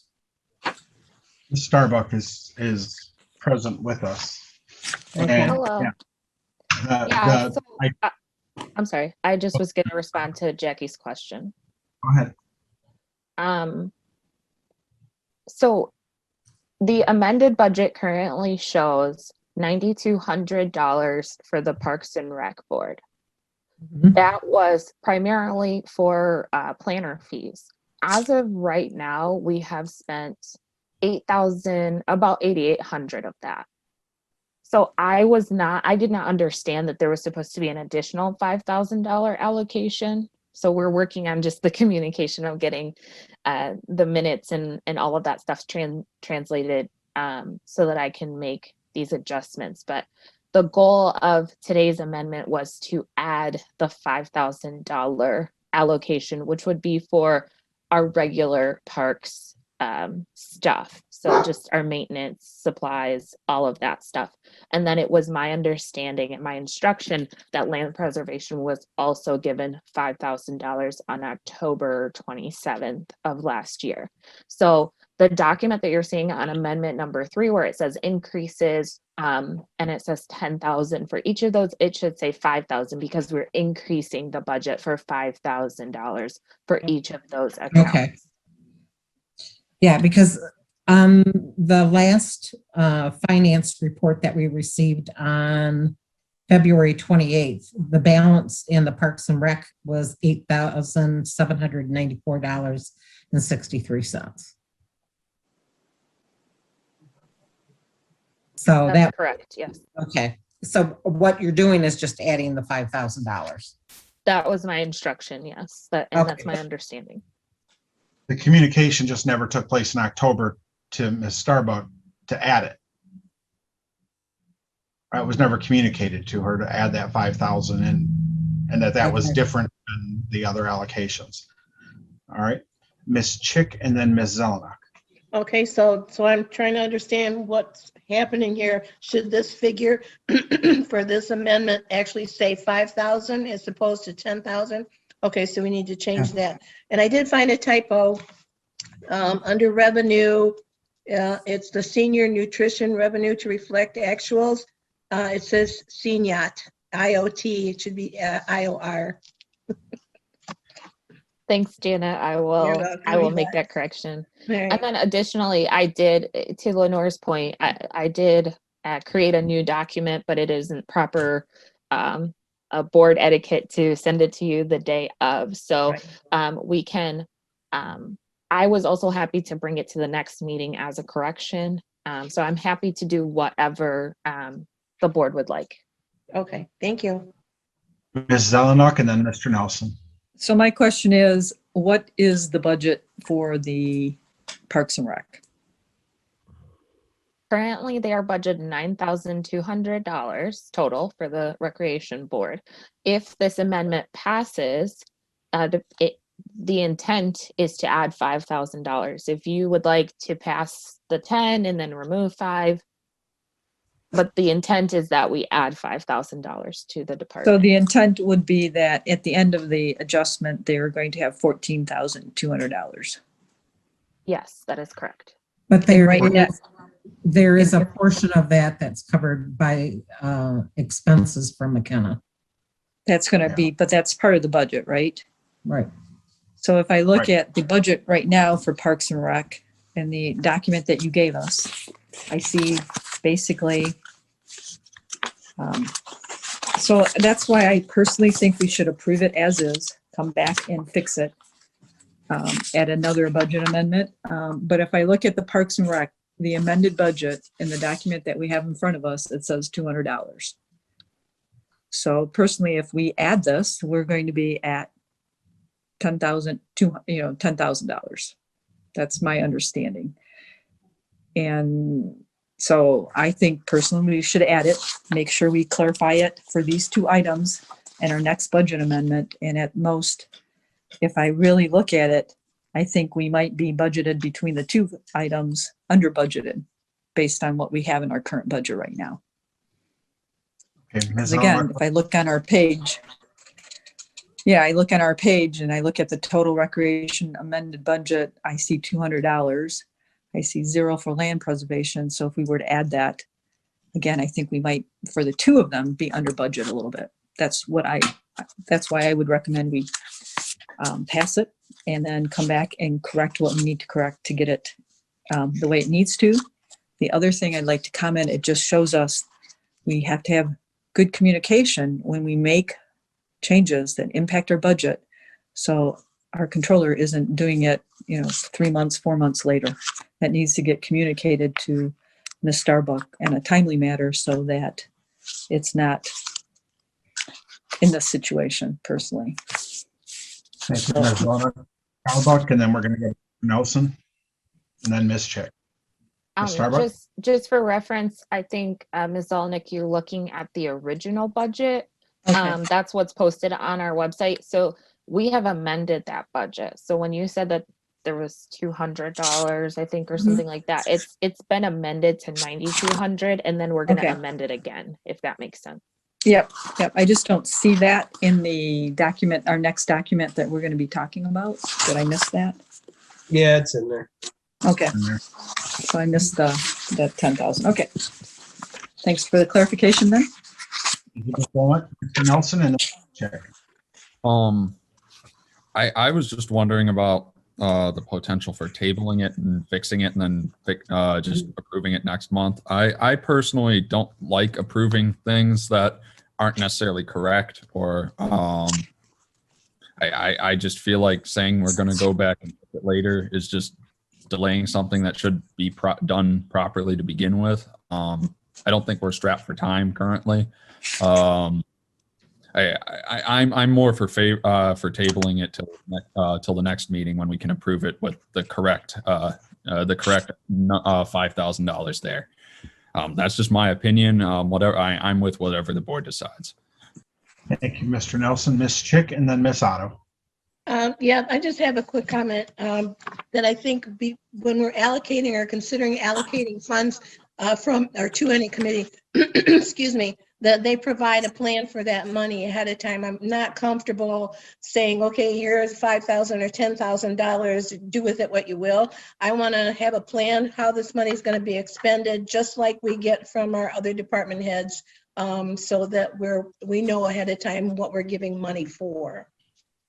Thank you. Thank you, Dick. I agree that the committee should provide a budget each year. We do have to provide some framework for them to understand what they have to work with, but they certainly should provide a budget each year. Ms. Otto? Just to respond to Janet, Parks and Rec has pulled their budget together, and they're going to provide it. I was going to put it on the next agenda. We met on Thursday, so we could not, and we had to approve it at that time. So we had to wait, and I have to wait until the next board meeting to present it. The other thing I wanted to find out, though, was the SAW grant. Did we bring in all the dollars on the SAW grant? Did we allocate every dollar on the SAW grant? And this is for Yvette. I'm sorry. I was going to say, I think that's directed toward me. So yeah. I don't work on grant tracking. Steve was tracking this grant. I can have more answers for you at the next meeting after I do the monthly adjustments. But I don't have the answer to that, unfortunately. I do remember one of the last emails that we received was that we had the final reimbursement. I just don't know where we landed as far as what was approved, what we spent, and what was reimbursed, if that makes sense. We have a spreadsheet. Jennifer has a spreadsheet. I usually look at that stuff at the end of each month. Yeah, and I didn't know if we included it in part of if we included those final receipt of that money into our revenue. That's what I was asking. So that's, you mean in the budget or like in the year-to-date in our activity? budget, in our budget, not in our day-to-day activity. I can tell you that we have not. And the reason for that is it was unknown what we were going to get at the time that we budgeted. And so once those final numbers come in, we can add it to the next round of amendments. Okay. All right. Sorry, just one other comment. Ms. Zelenak and then Mr. Nelson. So I just want to say that the amendments that you're looking at, let's take the revenue sharing, that has been updated in the budget document. Am I correct, Yvette? Ms. Patrick or Ms. Starbuck, sorry. I just want to make sure. For state shared revenue, it would be amended with this batch of amendments. Okay. So it has not yet been amended. Right now, it's still reflecting that lower amount we estimated due to COVID-19. Okay. Oh, so we haven't put that in there. It's on it's on the document you're looking at now. Yeah. So if we wait and as we go through the budget, it doesn't necessarily reflect where we truly are at this point. So when we're looking at the budget, the general fund, the fund balance will be, net, I don't think it's off by much based on this is overall 50,000, basically 50,000. So there is that consideration that we need to get that in our budget so that we're looking at the numbers as we go through the budget process of what we actually think is going to occur. So Ms. Patrick, you're waiting, or Ms. Starbuck, you're waiting till we approve it to update that line items in our budget, correct? Yes, I can respond to that. So actually the next draft of the budget won't come to the board for like 2 meetings. So if we make the amendments at the next meeting, the next draft of the budget will reflect them. The draft that you have of the budget that we'll go over tonight assumes that these amendments went through, but it actually does have the correct Parks and Rec and land preservation numbers. So I think the budget is actually okay if you can assume that these amendments will eventually be made, if that makes sense. Yeah, that's what I was getting clear. That's what I thought, Ms. Starbuck. I was just making sure that's exactly what happened. Thank you for your question, Ms. Zelenak. Mr. Nelson. Just a question. Maybe I just didn't realize what was going on here. But back on the SAW grant thing, is there a possibility of funds being allocated and reflected in the budget that haven't necessarily been accounted for, simply because that was handled by the township manager before, and that we might need to have that reflected? This could be me not understanding how the process works, but just hearing that the SAW grant hadn't been reflected worried me a little bit. This is directed to the board too. And I That's why I brought it up. I know the funds had been released, and the final payment had been released. I know that Jennifer does track that pretty closely in the office. I don't know if actually been received and allocated though. That's a question that would have to go with her and Ms. Starbuck. So I can respond to the fact that we kind of got in trouble for this a couple years ago. If we budget an income and it doesn't come in this fiscal year, let's say it comes next fiscal year, we can over or understate it, and that's not great for our audit. So typically what we've done, because we can't predict the timing of these payments, is we amend it. We just wait. So there's like usually an understanding the board approves the grant expenditures, but we don't actually add it into the budget until we know the timing. That makes a lot of sense. Thank you very much for explaining. Thank you, Ms. Starbuck. And as far as, if I may, as far as the SAW grant will impact the wastewater treatment budget, and tonight we're just looking at the general fund budget. And I know we did receive the last $36,000 that received, approximately it was 36 something. So that did come through, and was our understanding at that point in time we had received all the money, but we need verification. So we have been cash receiving it throughout the process. Thank you for that information, Ms. Zelenak. Are there any other questions on the motion? There are no other questions on the motion. The motion is to adopt the resolution as presented, since that was the packet that was and it was motioned by Dignan and supported by Zelenak. There are no other questions. Mainly, can I ask you to roll on this? Yep. Otto, No. Dignan, Yes. Manley, no. Zelenak, Yes. Chick, No. Nelson, No. Moko. Nope. So is that 5-2.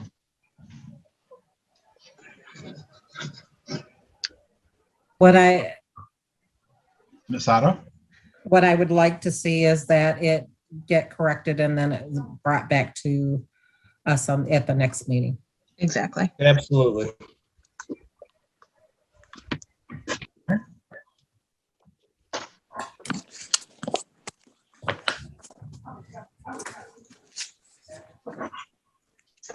Moving on.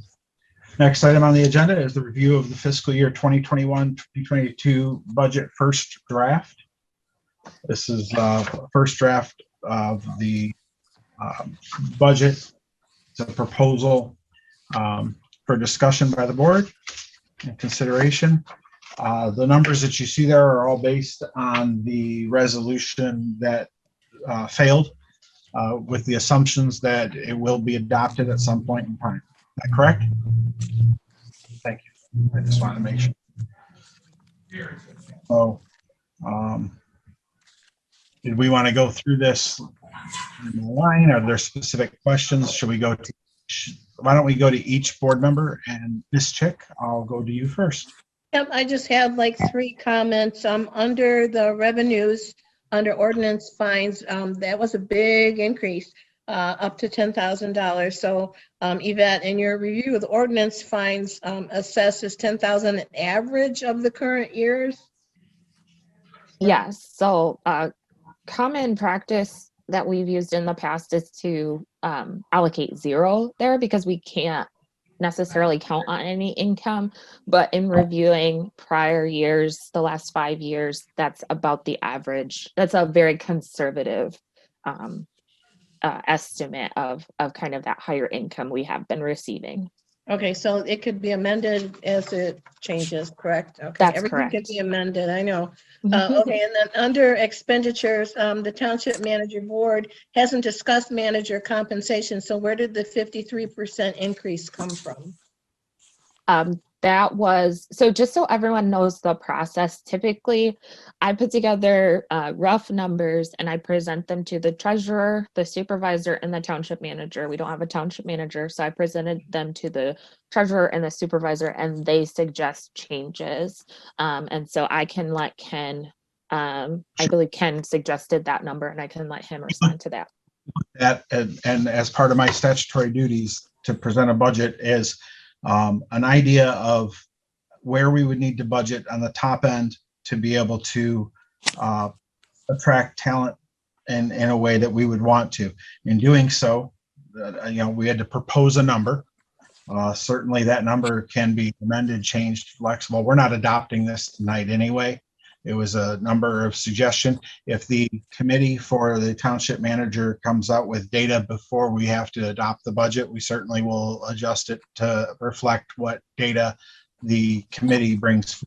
But like I said, this was just a proposal as we went through it very consciously with Ms. Starbuck and Ms. Zelenak to try to get to some sense of what the reality will look like in the next year.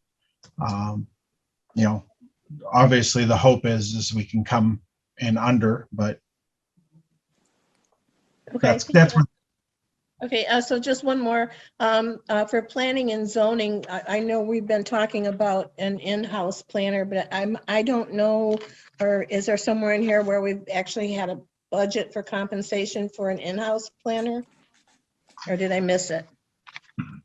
Hang on just a second. Thank you. I will comment in the meantime that what you're seeing reflects the 40% of Mary Bird's salary as our building zoning coordinator person. But I don't have any records of additional information. Okay. But if you want me also to respond, Mr. Dignan, we left it as it currently is, not knowing anything different at this point. So we left the planning and zoning under the current scenario of McKenna handling both of those at this point in time and not being in-house. Okay. Understanding that we should probably experience, if not a neutral cost across the board, maybe a cost savings, but we'll have to see. Okay. One thing you want to draw attention to is under zoning administrator. Let's see. We did increase that. We did increase that. And then also under, where's the code enforcement? Code enforcement. We increased that because we went to what the board approved. So where's code enforcement at? Code enforcement is, let's see, 101, 412, 809.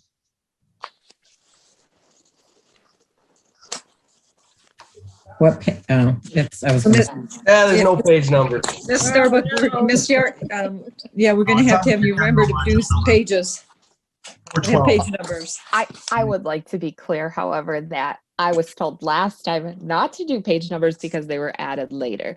So I am happy to do whatever the board would like. Page numbers, page, you can never go wrong with page numbers. Add page numbers. Page numbers. yeah. So it's towards the end and it's under planning and zoning, I believe, right? Yes. Okay, that's what I needed. Okay, got It's it. towards the end and it's 512, so it's Okay. towards the end on that one. So basically, as Mr. Dignan had indicated, we added what the board had made their Okay. motion to do.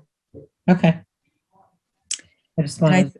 where it was and in I there. think as far as the zoning administration, if I may, we based that on the actuals more so than, and we expect more money coming in as opposed to the budget. That's how come it went from to the 20,000. Okay. Ms. Chick, did you have any others that? I don't think so, at least not on my notes, so thank you. Okay, if one comes up, let me know. Mr. Moko, did you have any questions on the budget? Everything was pretty well explained. The only question I have was for land preservation. Went from no budget in 2019-20 to the previous board gave LPC a $5,000 budget for 2021, and now they're at 7,500. I'm not saying I'm against it. I just need to know what it's for. Why the big increases without going from 0 to 7,500 is pretty big. Well, I'm gonna ask Ms. Zelnick if she'd like to address it, or I can. Sure, I can certainly address it. We had come in with a budget the following year, last year, it's 15,000, and we weren't allocated anything. And then, as you saw and we talked about, we were allocated 5,000. What we plan on doing is to again provide education to the people as well. And what we will be discussing in detail our budget on April 5th at our meeting. So we will have more detail when we come back. And what we're looking for is, we can tell you how much we want, or do you want to tell us how much you want to give us? Again, we started out with 15,000 last year, and it was very detailed to the prior board, and it was cut to 0, and it was increased to 5,000. And what we would really like to do is get an estimate to do a survey, a scientific survey, not just a monkey, what is it? I don't know. Survey Monkey. Survey Monkey. And so we will be getting estimates on that and coming back to the board with a more detailed budget for, I would expect, our April meetings when we talk about it. But that's how we are where we are. Thank you, Ms. Zelnick. All right, I'll go to Ms. Otto and then Mr. Nelson. So under the community center, I know that we had grant expense. And we have 0, you have 0 in there. Eva, I didn't understand, is that because we haven't received that grant yet? So we're not putting anything in there? And I assume that grant expense is probably from meals. So senior nutrition program? is a separate line. I think Oh, is what okay. you're talking about. But what I will say again with the grants is there is I believe it's completed at this point, but the community development block Right. grant that the community center received, I believe, will be finished this year. So you can see Okay. 130,000 allocated and 121,000 received so far. And so we don't have any expectation of new grants next year, and that's why nothing Okay. is budgeted. All right, thank you. Grants come along, we'll adjust as necessary. All right, Mr. Nelson. Currently, I didn't have many things to talk about. The only thing that I actually had was also about the land preservation thing. Not actually, I wasn't here wondering really about the allocation. I was just wondering more if the printing is 1,000, and I know this is a very rough estimate currently, but the postage, $2,500 allocated for postage, and yet only 1,000 for printing. I know. I just know the postage, thinking about postage and printing and all of that, I felt like more probably will be needed for printing potentially. But outside of that, I didn't really have any questions. Very minor stuff. So some of the printing on that would be, if last time we did 2 inserts in the, we did 2 inserts, 1 insert actually in the newsletter, and that was $5,000 or $500 to do the insert. So that the printing is a lot less expensive than postage, actually. Postage is pretty expensive. Also, just a note too. I think there was talk today, I think, of potential postage increases. Something the entire board should be aware of down the road, and delays due to that. Postage is such a significant thing that we do spend money on. That's all I have to say. Thank you, Mr. Nelson. Ms. Starbuck, and then back to Ms. Otto. Yeah, just a general comment as well, specifically for newer board members, but also to remind others. In the general fund, we are required by our audit to stay within the budgeted amount for the department. So for example, if they went over in post or printing, but under in postage, sorry, as long as they stay within the total, we're in compliance technically with the state of Michigan, if that makes sense. In other funds, so like if we're looking at police just has to stay in under the amount that was the total expenditures, if that makes sense. So it's done 2 different ways, but our general fund is followed a little more closely, and it's by department. And that's why you quite often see miscellaneous funds in these departments to give a little cushion for that. So just some background. Okay, so very specific accounting standards. I get that. Thank you for explaining again. That's very helpful. Thank you, Mr. Nelson. Anyone else have any questions on the first review? Yes, Ms. Otto, sorry, I forgot to come back. No, that's okay. On the capital outlay, we had a budget of $10,000 that has been proposed for the AV equipment in the town hall. The one thing, can I address that, Ms. Starbuck? Yeah. So that's a rough cost. The one thing I will say though is, with the $800,000 that's roughly coming from this multi-trillion-dollar federal COVID relief, of that 800, some of that money in there can be used for enhancing your ability to communicate remotely with folks at home and stuff. So okay, that's in there as kind of a place. That's where I was going, Ken. Yeah, absolutely. Because there's, and so we'll be looking at that. Obviously, that cash amount, we'll start dissecting and figuring out where that money can and can't be used over long periods of time. I think it's 5 or 6 years you're allowed to use it over, or something to that effect. I don't know. I'm not going to specify specifically.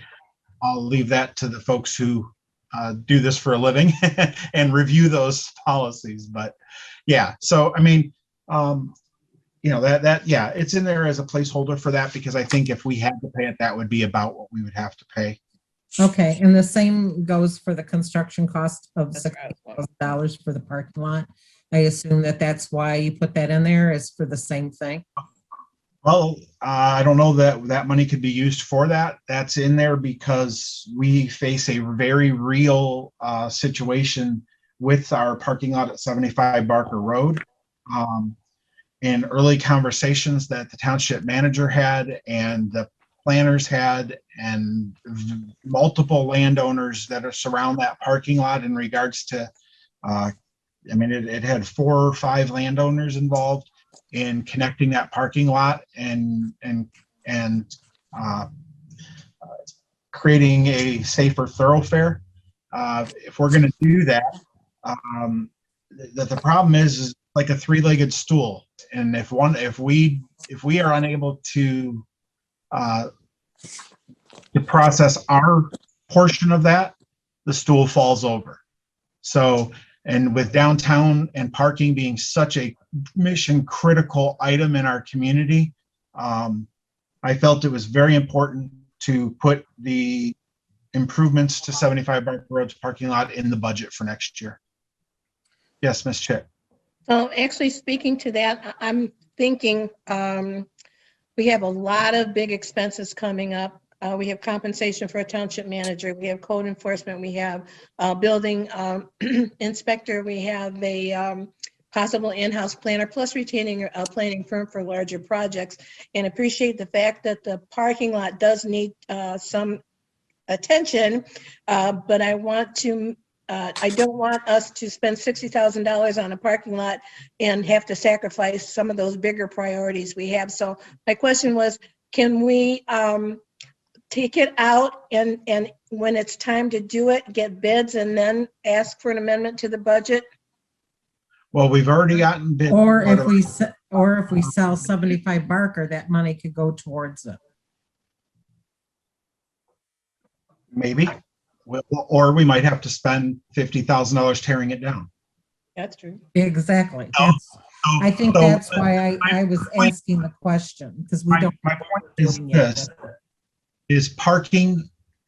We've again, for years, we've done lip service to parking in downtown. We have a rare opportunity here through a public-private partnership to truly enhance downtown parking and expand downtown parking in a way that was not imagined before. I would hate for us to show that it is not a priority enough to budget for it and create and have that fall apart on us.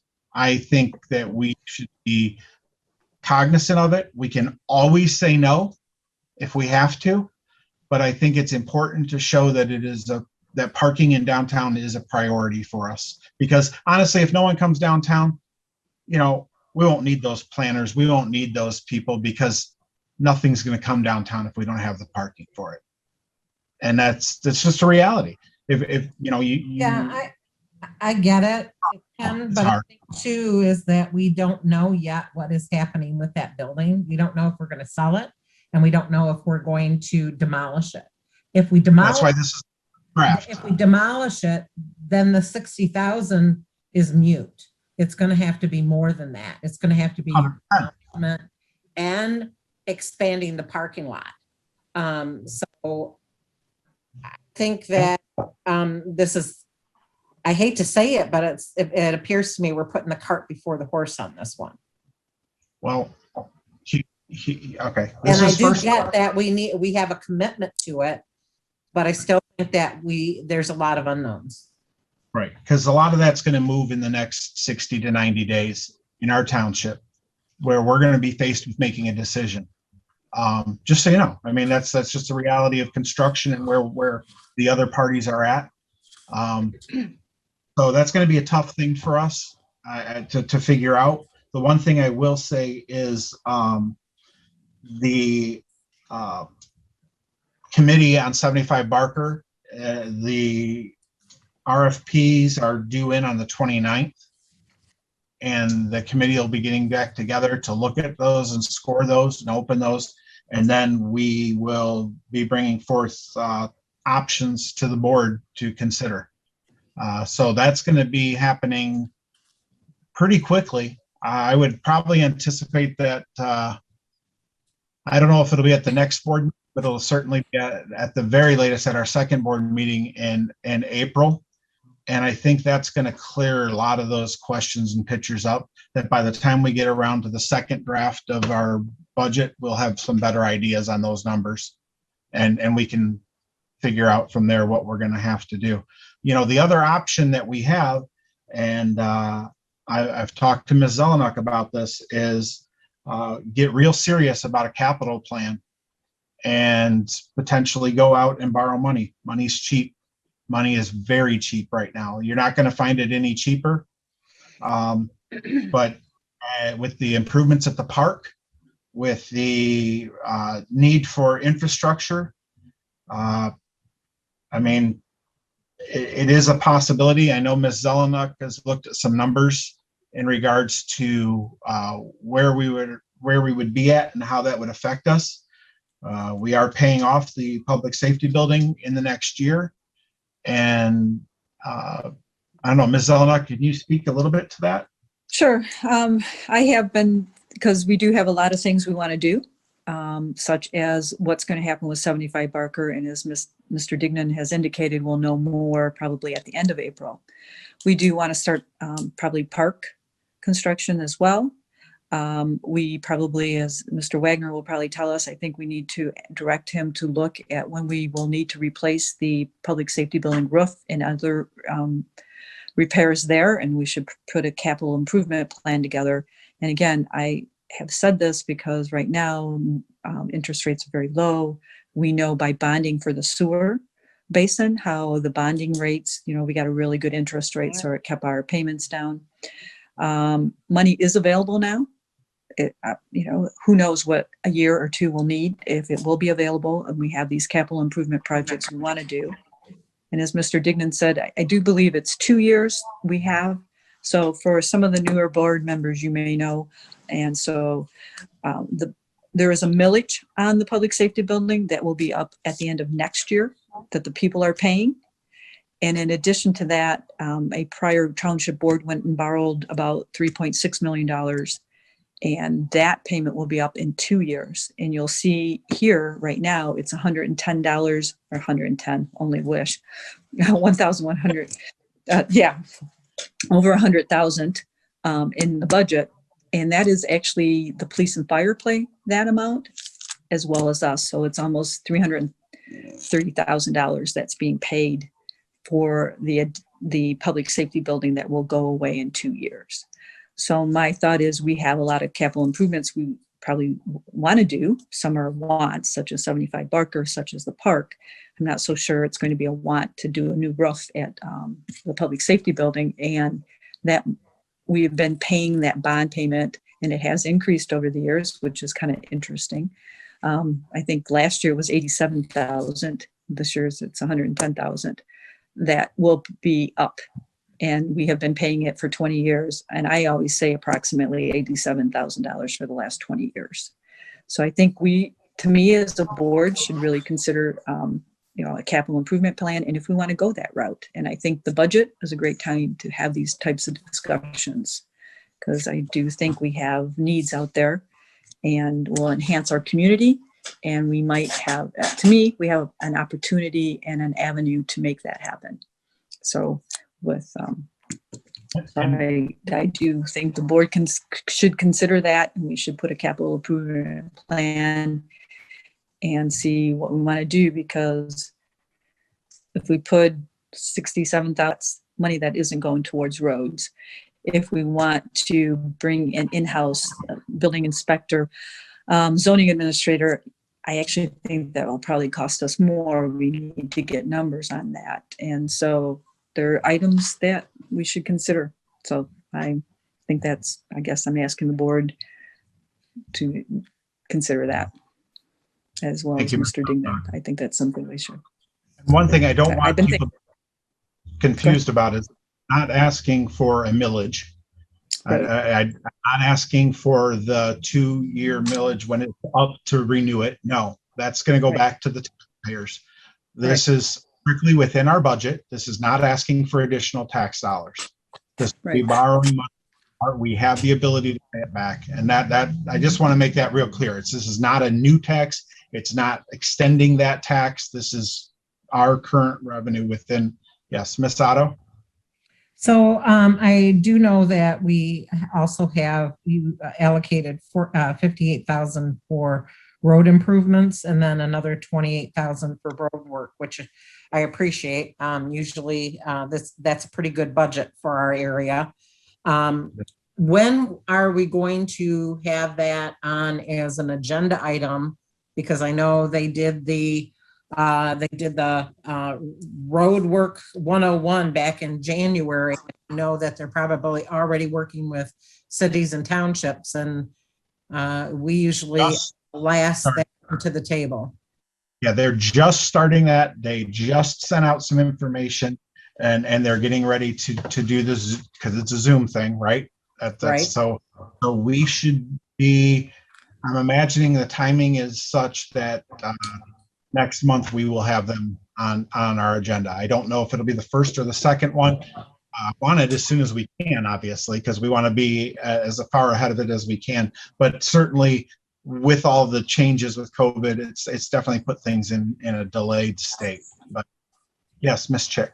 Yeah, they actually said, or they've told us that the sooner you get your wants and needs into them, the sooner you get it done, because we wait to the Right. last minute, so we're the last consideration, so we need to We move have ahead. ours. There will be a list of their recommendations going out to the board for you guys to look at and speak to, probably the first meeting in April. Oh, cool. You said Yeah. the first meeting in April, Mr. Dignan? I did. Is that what you said? Okay, thank you. Yeah. And at one point in time, if I may add, we had a road committee. I don't know where they stand or if that still exists. Mr. Wagner, I know, is on. Mr. Wagner, are you available? I was on the road committee. We haven't met in over A year. a year and a half. Year and a half, yeah. Now, Mr. Wagner, I sent you a list of the roads because I know in the past you have provided us some insight in regards to that.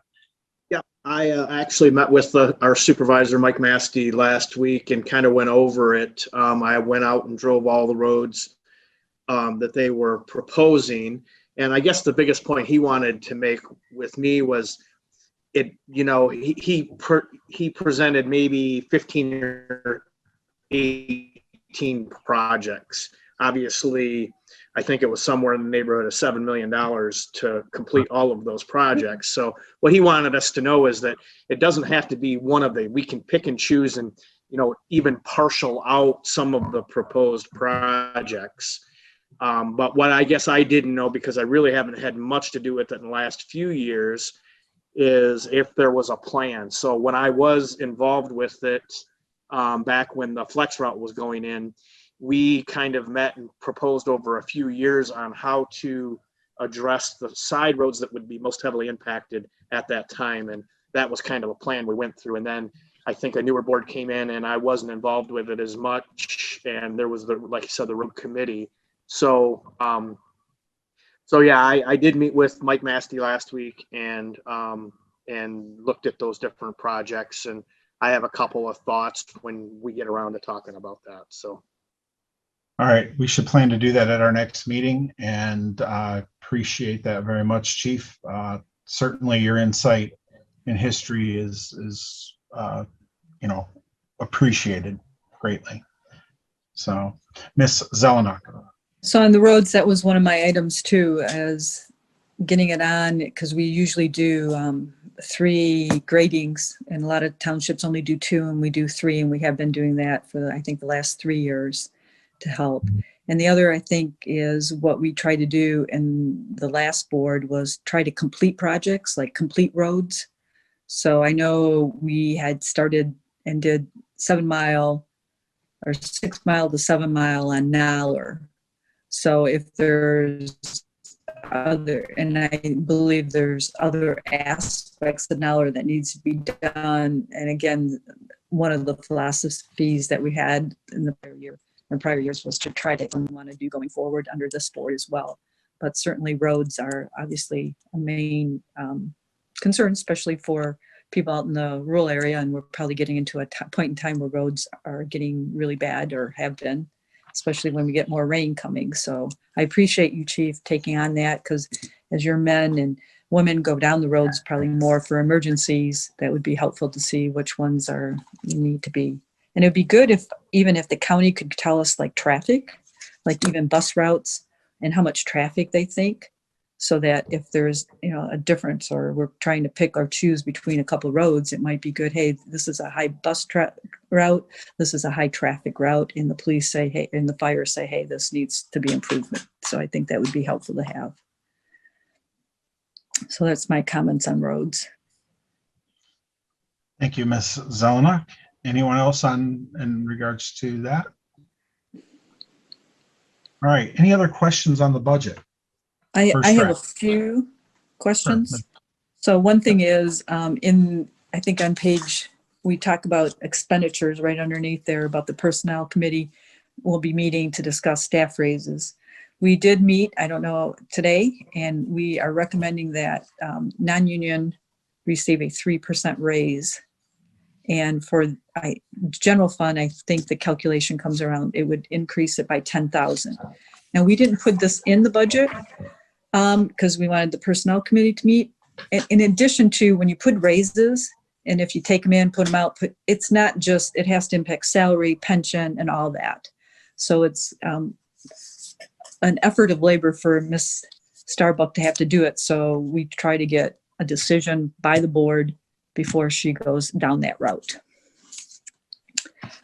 So that was one thing. So do we want, I can make a motion that we give non-union employees a 3% raise. So I make that motion based on the personnel committee recommendation. The motion by Zellner. Is I'll there support. Support by Manley. Discussion on the motion. Yes, Mr. Nelson. Could I just simply ask what this recommendation coming to us, what the personnel committee discussed to get to that conclusion? Just what the logic was, why this is coming to us. That's all. The logic was that during COVID, we kept our offices open. We provided the services that are mandatory to provide. So I'll take the Treasury Department. We got the tax bills out on time. We did our settlement. We collected taxes on time. We did that. And the clerk can certainly speak to theirs. Some other townships were closed during this time. We were closed when we first started because it was mandated. Pretty much by the state, and then we opened up in June, and then we got closed a little bit, but we took the initiative to do the best to keep our service as well as keep our employees safe. And I think, and take into consideration that we don't have a township manager. We probably aren't going to have another township manager for another 4 months. So basically the staff is picking up some of that, keeping the township going without having a manager. So if we think a manager is that important, which obviously I think we did because we're pursuing it, that the staff is going to be without one for 6 months, pretty much. And they are doing their jobs and doing, my perspective being the treasurer and the deputy treasurer doing them quite well and seeing the office. So that's how we came up with that raise amount. Thank you very much for clarifying, Lenora. I'm happy. You're welcome. A chance to hear about that. Yeah, I think I can support that. Our staff has done a very good job in the midst of this pandemic, maintaining everything, especially without a township manager. Make no mistake, without the township manager, they do the heavy lifting. We'll go to Ms. Chick and then Ms. Otto. So I have no problem discussing this. I just think that it should be a separate agenda item. I would personally like to see all the figures, what the increase per person would be so that we have something in front of us to make a decision. I can do that. Or we can work with Miss Patrick to do that as well. Ms. Starbuck, sorry. I don't know if I can ever remember quite all the time, Ms. Starbuck. At least I got the first name right. So we can do that. I estimated it'll be for the non-general fund, it'll be about 10,000. Thank you. But we can get all the numbers together. That's probably a good suggestion, Miss. But I guess I just wanted to make sure before we go do that, there is support from the board to do it, as opposed to going through it. But okay, good point. Thank you, Ms. Elnick. Ms. Shall I Otto. withdraw? Okay, the other thing I wanted to add, and this is providing history to all other board members. Our staff normally does not get an annual increase. It's probably been for the last 5-6 years that they started getting some type of increase. They have gone years, sometimes, several years without an increase.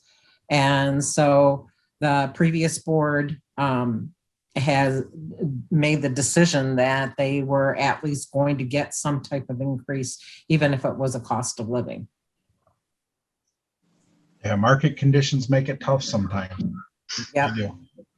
All right, thank you, Ms. Otto. Ms. Manley and then Mr. Moko. Yeah, I just kind of want to, I guess like what Lenore was saying, I guess we wanted to throw out the 3% just to make sure that that was an agreeable amount before having Yvette go through and run all the numbers for us.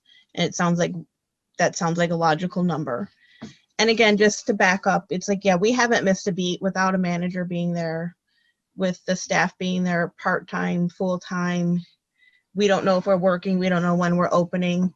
Everything has gone on as normal to our constituents. And I think that was well-deserved. And again, working without a manager, everybody's picking up extra slack. So I think definitely well-deserved, even at 3%. So. Thank you, Ms. Manley. Mr. Mo. I just wanted to throw that out there. If anybody had any questions from the public, or everything's been answered to my satisfaction. This isn't just a for the hell of it 3% raise on top of an annual raise. There's no annual raise, and that's probably something we should look at along with annual review, annual raise, treat it just like any other business. Yep. Again, another reason we needed a chief administrator to make sure that those reviews take place and such. But I know the personnel committee bunch of work, and we appreciate everything that the personnel committee is doing. But kudos to everybody at Town Hall. Great job. Yep, absolutely. All right. Anyone else have any questions on the motion? Okay. With that, Ms. Mann, call the roll on the motion. Otto, sorry. You're muted. Yes. Okay. Ms. Otto, you are muted. Still muted. Just a minute. It wasn't moving fast enough. Manley, yes. Zelenak, Yes. Yes. Dignan, Yes. Chick, Yes. Nelson, Yes. Moko, Yes. 7-0. Okay. Excellent. So I have a couple more, if I may. So what are we going to, do we want to proceed with? We have talked about bringing the planning or zoning and building so in-house. So how do we want to go about doing that? And again, I think this is a good time to talk about it because it's in the budget. It may impact the budget. I don't know if we want to have a separate agenda item, but just to get it out there, because we've kind of been tossing it around, but not really moving decision. So I was thinking that we have talked about having like a building officer and a zoning administrator kind of combined, where they could be the building inspector too. And it might come into play now that our current building inspector is leaving. So it's like, how do we proceed with getting costs together? What's the job description? And do we want to go out and post on that? And I was thinking personally, it would be a building officer that would be being a building official / zoning, which would do the building inspections as well, could do some planning review. It wouldn't be necessarily like the planning that may happen at the Leland, at North Territorial, Whitmore Lake Road, or potentially on North Village, maybe a new building downtown, but existing buildings. And I think it might be worth, again, spending the money, because when people come to our township, that they could actually talk to somebody that's invested in our township. Now, there may be an additional cost, and it's, what's the cost benefit of that? But as opposed to saying, well, you're not here, they're not here, make a phone call. Oh, by the way, the clock starts, you have to start paying for the service right now, because that's how the township is paying for it. I know Vidya comes in, which is, is our zoning, where we have her 4 hours and we pick that up. But if it's not within that time frame, so I'm literally looking to see, how we want to go forward with this. And if we need to bring back a proposal, we can. But again, what's direction do we want to move forward as a board on this? Thank you, Ms. Zelenak. I'm going to speak, and then I'll go to Ms. Chick. I will tell you this, that when this discussion came up a few months back, I did work with Mr. Ains, and I have since pulled together a few more. Got about 6 job descriptions just from surrounding areas that do this. I think that your description of an individual that does limited planning, but does the other, is very feasible, and is what you find in a lot of communities, is that individual that's really building and zoning with a little bit of planning. But you know, I agree. I mean, finding someone that does all three really well is probably not going to be advantageous, but someone who's got the building and zoning with limited planning is probably something we can figure out. But Ms. Chick, go ahead. Yeah, actually, I think this should be a separate agenda item because it's going to be a long discussion about job descriptions. And I have had conversations with the building department on this, and they are telling me that a lot of those positions conflict with each other. So you have to be careful, you know, who you're combining doing what. So I think we need input from them too. And input from those people in those positions to tell you what is feasible. But yeah, I think it's really soon we need to do it, absolutely, but not at this meeting, so. Now, it'll probably be a second meeting of next month, not next meeting, but the second meeting of next month is where I've got it kind of jotted in right now. Okay. But, you know, and my hope was actually to get some feedback too from some communities that have done different things from their township or village or city managers. But all right, Ms. Elena, did you have anything else in the budget? Just in general, we have talked about going out, and maybe this will be the second meeting of April as well, is maybe going out for an RFP for a new planning firm. But, you know, again. I did not have that on the agenda for that. Okay. The reason being is I felt like we've had a lot of balls in the air, you know, with all these different things. I'd like to try to get some stability to those, or at least movement forward, and then we'll address that. Okay, that's fine. I just wanted to, again, I think it's a good opportunity to bring up things that we have talked about and how we're going to move forward with them. And I do want to say, McKenna has really stepped up, and I'm sure we're going to get billed for time, but they really have stepped up to help with code enforcement, with drafting the letters that need to be drafted to residents and taking care of things. And both Vidya and Julie have been very responsive and community-centric in their approach to things, which I think is a big change from what we had experienced in the past. But, you know, if we need to lean on them a little bit till we get to a better place, I think it's best we hold off on that for the next 30 to 60 days. So, okay. All right. Yep. Thank you. I think, you know, we just need to look and make sure our planning numbers are where we think they should be. You know, we just really, the planner numbers, we just put in like last year's budget. So if we think we're going to lean on them a little bit more or something, we just need to make sure that they're adequate. I think we can always make it later. My thought on budget in general, I think we should be as realistic as we can, both on the revenue and the cost side, so we really know where our fund balance is. So if we think we're really going to do 75 Barker, and as we get closer to the end of April, we know that we should put that in there.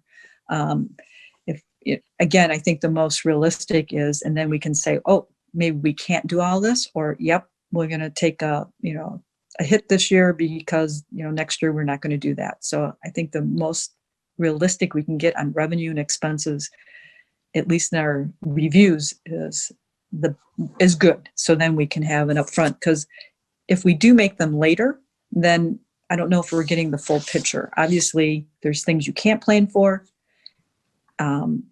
but I would like to see a realistic budget so we know where our fund balance is. Will it end up at 85? Will it end up at 80? And then we can make the appropriate decision while we're going through the budget process. That's my comment. Thank you. Thank you for listening to me, everybody. I appreciate that. We want you through the first draft of the budget. Is there any other comments? There aren't. Yes, Ms. Starbuck, go right ahead. I just wanted to clarify on the motion that passed a few minutes ago. Was that motion to put the raise figures into the draft as well as bring documentation, or bring documentation and then have the board review it, then put it into the next draft. Well, I think the board approved a 3% for the budget. That's fine too. Yeah, so I think Ms. Starbuck asks a good question. Do we want to see it first? Are we going to change our mind, or do we just want Ms. Starbuck to put it in? I think I'm going to be honest, it's probably pretty straightforward. I myself understand that I don't really need to see it, as it's going to be very straightforward. And even with a rough estimate, I'm sure the staff will appreciate whatever we're giving them. And I trust your word. Okay. I don't know. I don't speak for the rest of the board members though. I agree. I Awesome. think put it in. I agree with you, Mr. Nelson. We made the motion. I think we have a good understanding. Put it in, and then we're done with it. That's my take on it. No, I agree, we put it in, but I still want to see per person what the increase looks like and the total amount. There you go. Thank you. Thanks for the Yeah, clarification. Oh, sorry, go ahead. No, I just wanted to see, Ms. Starbuck, did you have any other questions that on the budget, or any? Did we actually change anything, I guess, based other than the raises? So the raises, there was conversation about removing the parking lot, but we never did say whether or not we're going to keep that. So does anyone want to comment on, do we just want to keep that number in? I think we're going to know more in the next 30 days. We're going to know a lot more in the next 30 days. So I don't know that at this point we need to, we're not at a point of adopting it. So at this point, I don't think we should change it at this point, but okay. I agree with that. First draft. Okay. Yep. So again, I think, the more costs we think we're going to spend and we put in the budget, I think that's a good picture for us to look at. So we can say, oh, this is going to, impact our fund balance this way. And then as opposed to not putting it in and thinking, oh, we've got an extra, 4% or 5%. So I think the heavier we load up the cost at this point, I think we take a picture of what we think our fund balance, leave it in based on that. Okay. Thank you, Ms. Elma. Ms. Otto? So I agree to leave in the 60,000, even though I wanted to take it out. If we are going to have something that is going to turn around in the next 30 to 60 days, then I recommend we can keep it in. I also want to say this is probably time in the 8 years that I have served on this board that we have received a budget this soon. Yep. Yes. Awesome. I will say, caveat, 2 years ago, so prior to COVID, this was the schedule that I put together. So I think in my second year here, we put together a schedule starting in January, and I have tried to stick to that schedule, but COVID threw us off. So I appreciate that, Jackie. It is my attempt that we always have the budget start this time. This is great because it also helps us to start thinking in terms of Money and allocation for the next fiscal year. I can tell you, even at our company, we're going to start our fiscal year starts in October. We're starting it next month. So. Yeah. And you always do an amazing job, Yvette. Thank you. Yeah. Thank you. Thanks, everyone. Thanks for having me here. I will, I took notes, but of course we are waiting to see, just so everyone knows, we typically do the public meeting for the budget in the beginning of June. That gives us time to see how things shake out for this year. We do the final amendments at the end of June, and then like final sign the budget at the end of June as well. So we wait till the last minute to do all of that so we can see how this year shakes out. And then I also wanted to comment, just as Lenore and Kathy and a lot of people have said about the staff, this year during COVID, we did our audit remotely, which is unprecedented, specifically for how our finances are. We had high compliments on that, and I have to compliment the staff for being able to do that. I've worked remotely for safety, and we were able to get that done, and I'm extremely grateful. And I am grateful for all of you. I'm sorry that I don't always use the proper names in these meetings, but I think that just speaks to a great relationship, a close relationship that we have with all of you. So I Right. look forward to being back to discuss more later. Thanks, Yvette. Thanks for that. Thank you. We do appreciate everything. Appreciate the schedule. Us being able to look at this is great. All right. With that, we'll go on to the next item on our agenda. And Miss Starbuck, I think we're good. Yep, there we go. She's all right. Next item on the agenda is the discussion of discuss Northfield Community Park financing and desired amenities per request from the DNR. Page 48. And from Miss Otto. Miss Otto. So just checking to see if my mic is on. So just the one thing that the reason why we're bringing this is that everybody's wondering, you know, that we had a discussion on the master plan and everything. We understand what we're doing at the park, but through going through the DNR grant process, we realized that they did say that we had to have a public meeting in regards to the park itself, and what we wanted specifically for the park. On the master plan, it was over the whole community. There was some emphasis within the plan on the park, and I did include pages 40 through 43 of the master plan here. I thought at least this would give us an opportunity to have a discussion. We are supposed to submit for a grant as of April 1st. Some of the things that we need to have is like and they called it a paper napkin of what the design of what we're going out for funding for. And so I wanted to let the board know that since we do not have a defined property line or defined boundaries within the park and the development as of yet, I think the first thing that we should probably focus on is the entrance to the park and the lake frontage venue.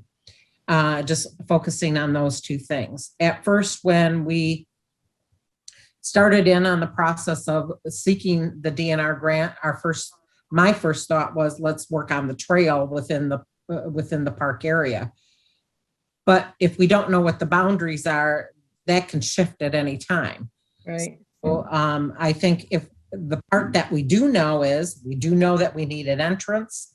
We do know that we need an entrance to the park with some type of green space there. And we'll need some parking.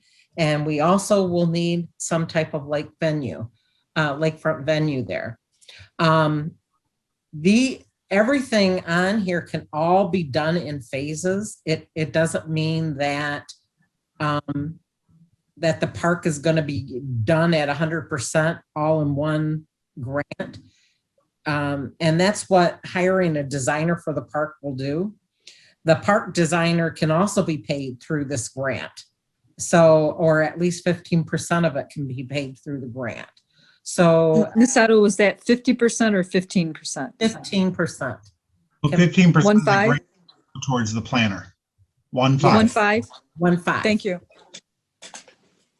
Thank you. Can be paid through it. So at least this is a good start for us to at least start a portion of it. And then as the designer for the park adds, some of the things that we're asking for is from the RFP is to give us steps on how do we get to certain parts of the plan and everything.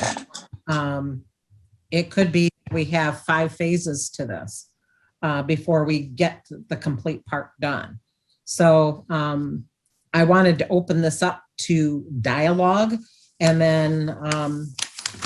then feedback from the board. And then when we have call to the public, I would also welcome the public to make comments as well. Thank you, Ms. Otto.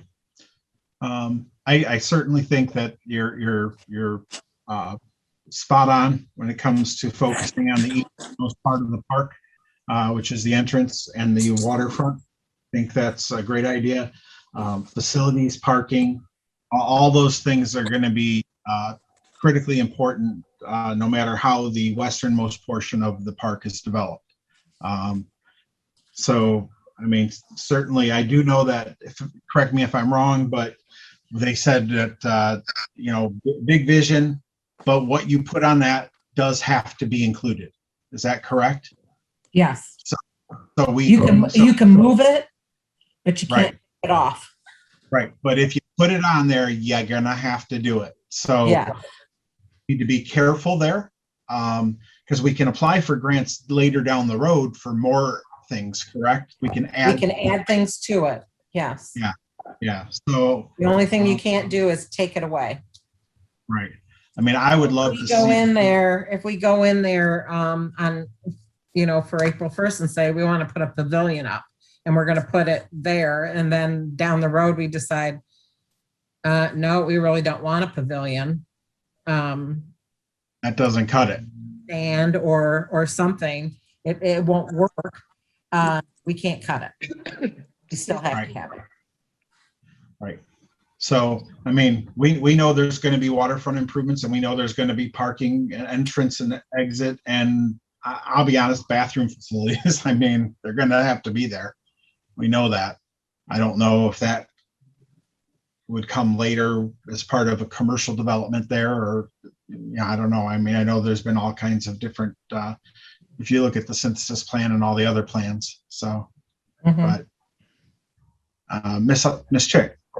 Yeah, totally agree. I think the front entrance, the front portion of the park, including the lakefront, was always been #1 focus, because that's where the public congregates for almost every event. And then you can kind of move your way backwards in phases.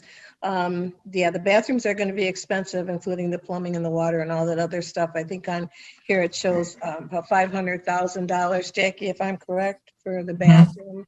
Yeah.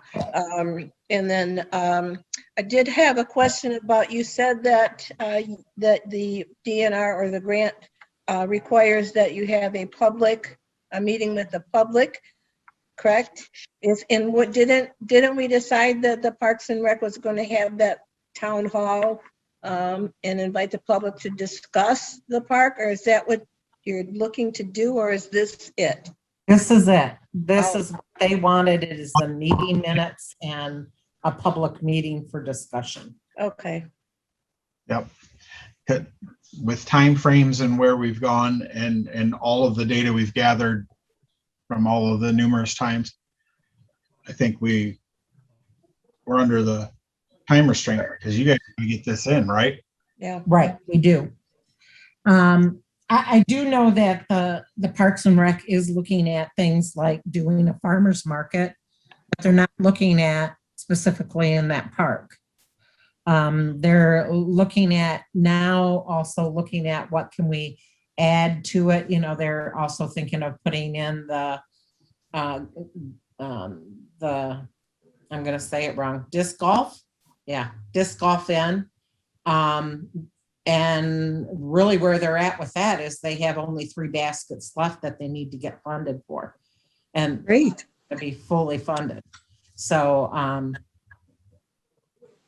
they're really looking forward to getting that off the ground this summer, or actually this spring. Would that come out of the allocation from the budget? The disc? No. Because it's all privately done. It's all private. Oh. Okay. Do you know how much those baskets were each? $250. That was the sponsor? $250? Yes. Mm-hmm. Okay. And yes, Mr. Moko.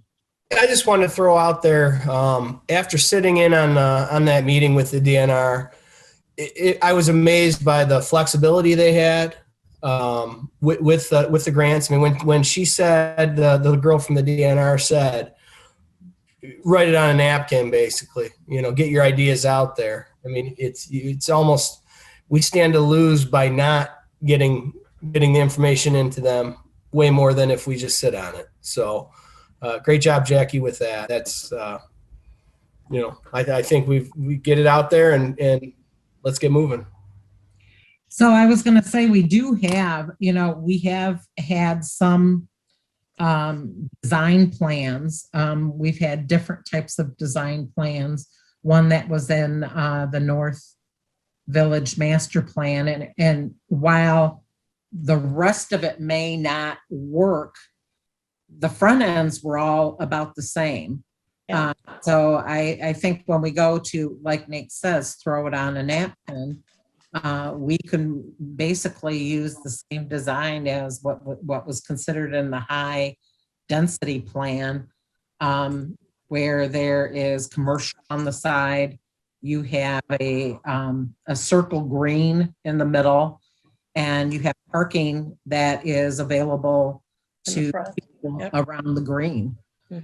This was almost like when we sat down with Julie at our committee meeting and talked to her about the boundaries. That vision that Julie came up with was exactly the same vision that was in that. It's a synthesis plan. Yeah. In the synthesis plan. So I figure from there, we just use that. If that's what we know that will work, and we have an idea of what we can do for the lakefront, then that part we know.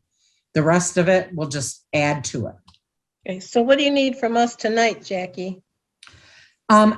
This wasn't anything to vote on or make a motion on.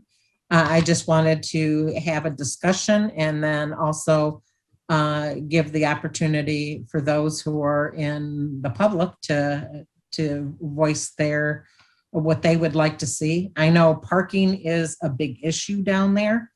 And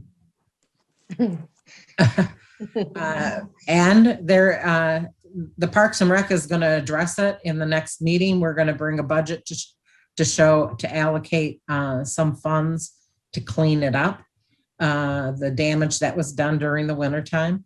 I think that if we focus on how people can use that lake frontage and give them the facilities in which to park, that we'll see some good improvements there. My understanding was that was going to get taken care of this week, actually. That it was going to get regraded and seeded and everything this week. And I told them I had to take it to the board first. I just heard that. I don't know. Because that part is, from my understanding, and I'm assuming this, so that part doesn't come out of the Parks and Rec, because that is not really allocated by the Parks and Rec to oversee. They'll do the work, but it's not, it should come out of the general fund. So I didn't think it came out of, I don't know. It's done before the board. So you know what they're looking at. So if they're planning to do that sooner than later, I will say something to them that they have to at least wait until the first in April. I thought they were on it. Right. What's the issue? I mean, I know, so what's the concern on reimbursement or what? I missed that. That the Parks and Rec is doing the work to repair the right in the park area. Yeah. But that is not really an oversight of the Parks and Rec Committee. So it shouldn't come out of our budget. Okay. It should come out of the general fund. So they still have to, they're going to show an expense, but I said they still have to have it approved by the board that this is the expense. Okay. We're not talking extravagant money here. Okay. So you want them to wait until we approve that? Do you have an estimate? Can we approve that now? So that they don't have to wait? If they want to get to, my understanding and talking, right, we were waiting till the frost came out of the ground. It's probably getting to that point. So what I was asking them to do is just wait for the frost. Yeah. And so then, but do they have an estimate? Can we, give them an estimate budget or make a budget and have them do it if they want to start before our next meeting? Because it's 3 weeks for our next meeting? Yeah. So do you have a thought on how much it's going to cost? I thought there was a cost. Pardon me? $1,850. $1,850. Yeah, I'm trying to see. I'm rating and just a minute. I'm reading from an email, so I'm trying to Okay. figure out what that total is. And that's for the community garden, sorry. It's, Okay. park repair is 1,300. That's a So lot. I don't know. I think you're going to get the labor pretty inexpensive. Right, that's what I'm saying. Well, right? you're not getting, this isn't the labor, this is the. I know. topsoil. It's what? That's the topsoil. They're bringing in That's- dirt. Oh, They're okay, bringing in dirt, bales of straw and grass seed. okay. Right. Right. I mean, I don't know, so it's 1,800? No, Is that correct? 1,300. Miss? 1,300. 1,300, Okay. yeah. 1,800. And is that a good for the estimate? community garden. Yeah, because they're going to get dirt, different type of dirt for different locations, correct? Right. The reason why it's harder. Yeah, okay, so- Community garden is that they're getting, they're also getting, Yeah. beds. Wow. Yeah, so, I'd be comfortable putting forth a motion not to exceed $1,500 to repair the park. I'd support that. Okay. yeah, I agree. I agree. And that way if they, depending on time and stuff and availability of our free labor, they might want to do it before we meet again. Who's, Okay. who's doing it? Who's the quote from? The quote is they're getting the dirt and everything from, That are going to do the work. yeah, it's What Tim was and Sam Iaquinto that's doing the work. They're doing the work and they're just getting the raw material. Yeah. Right. Exactly. Cool. They're sourcing it as cheap as they can get it.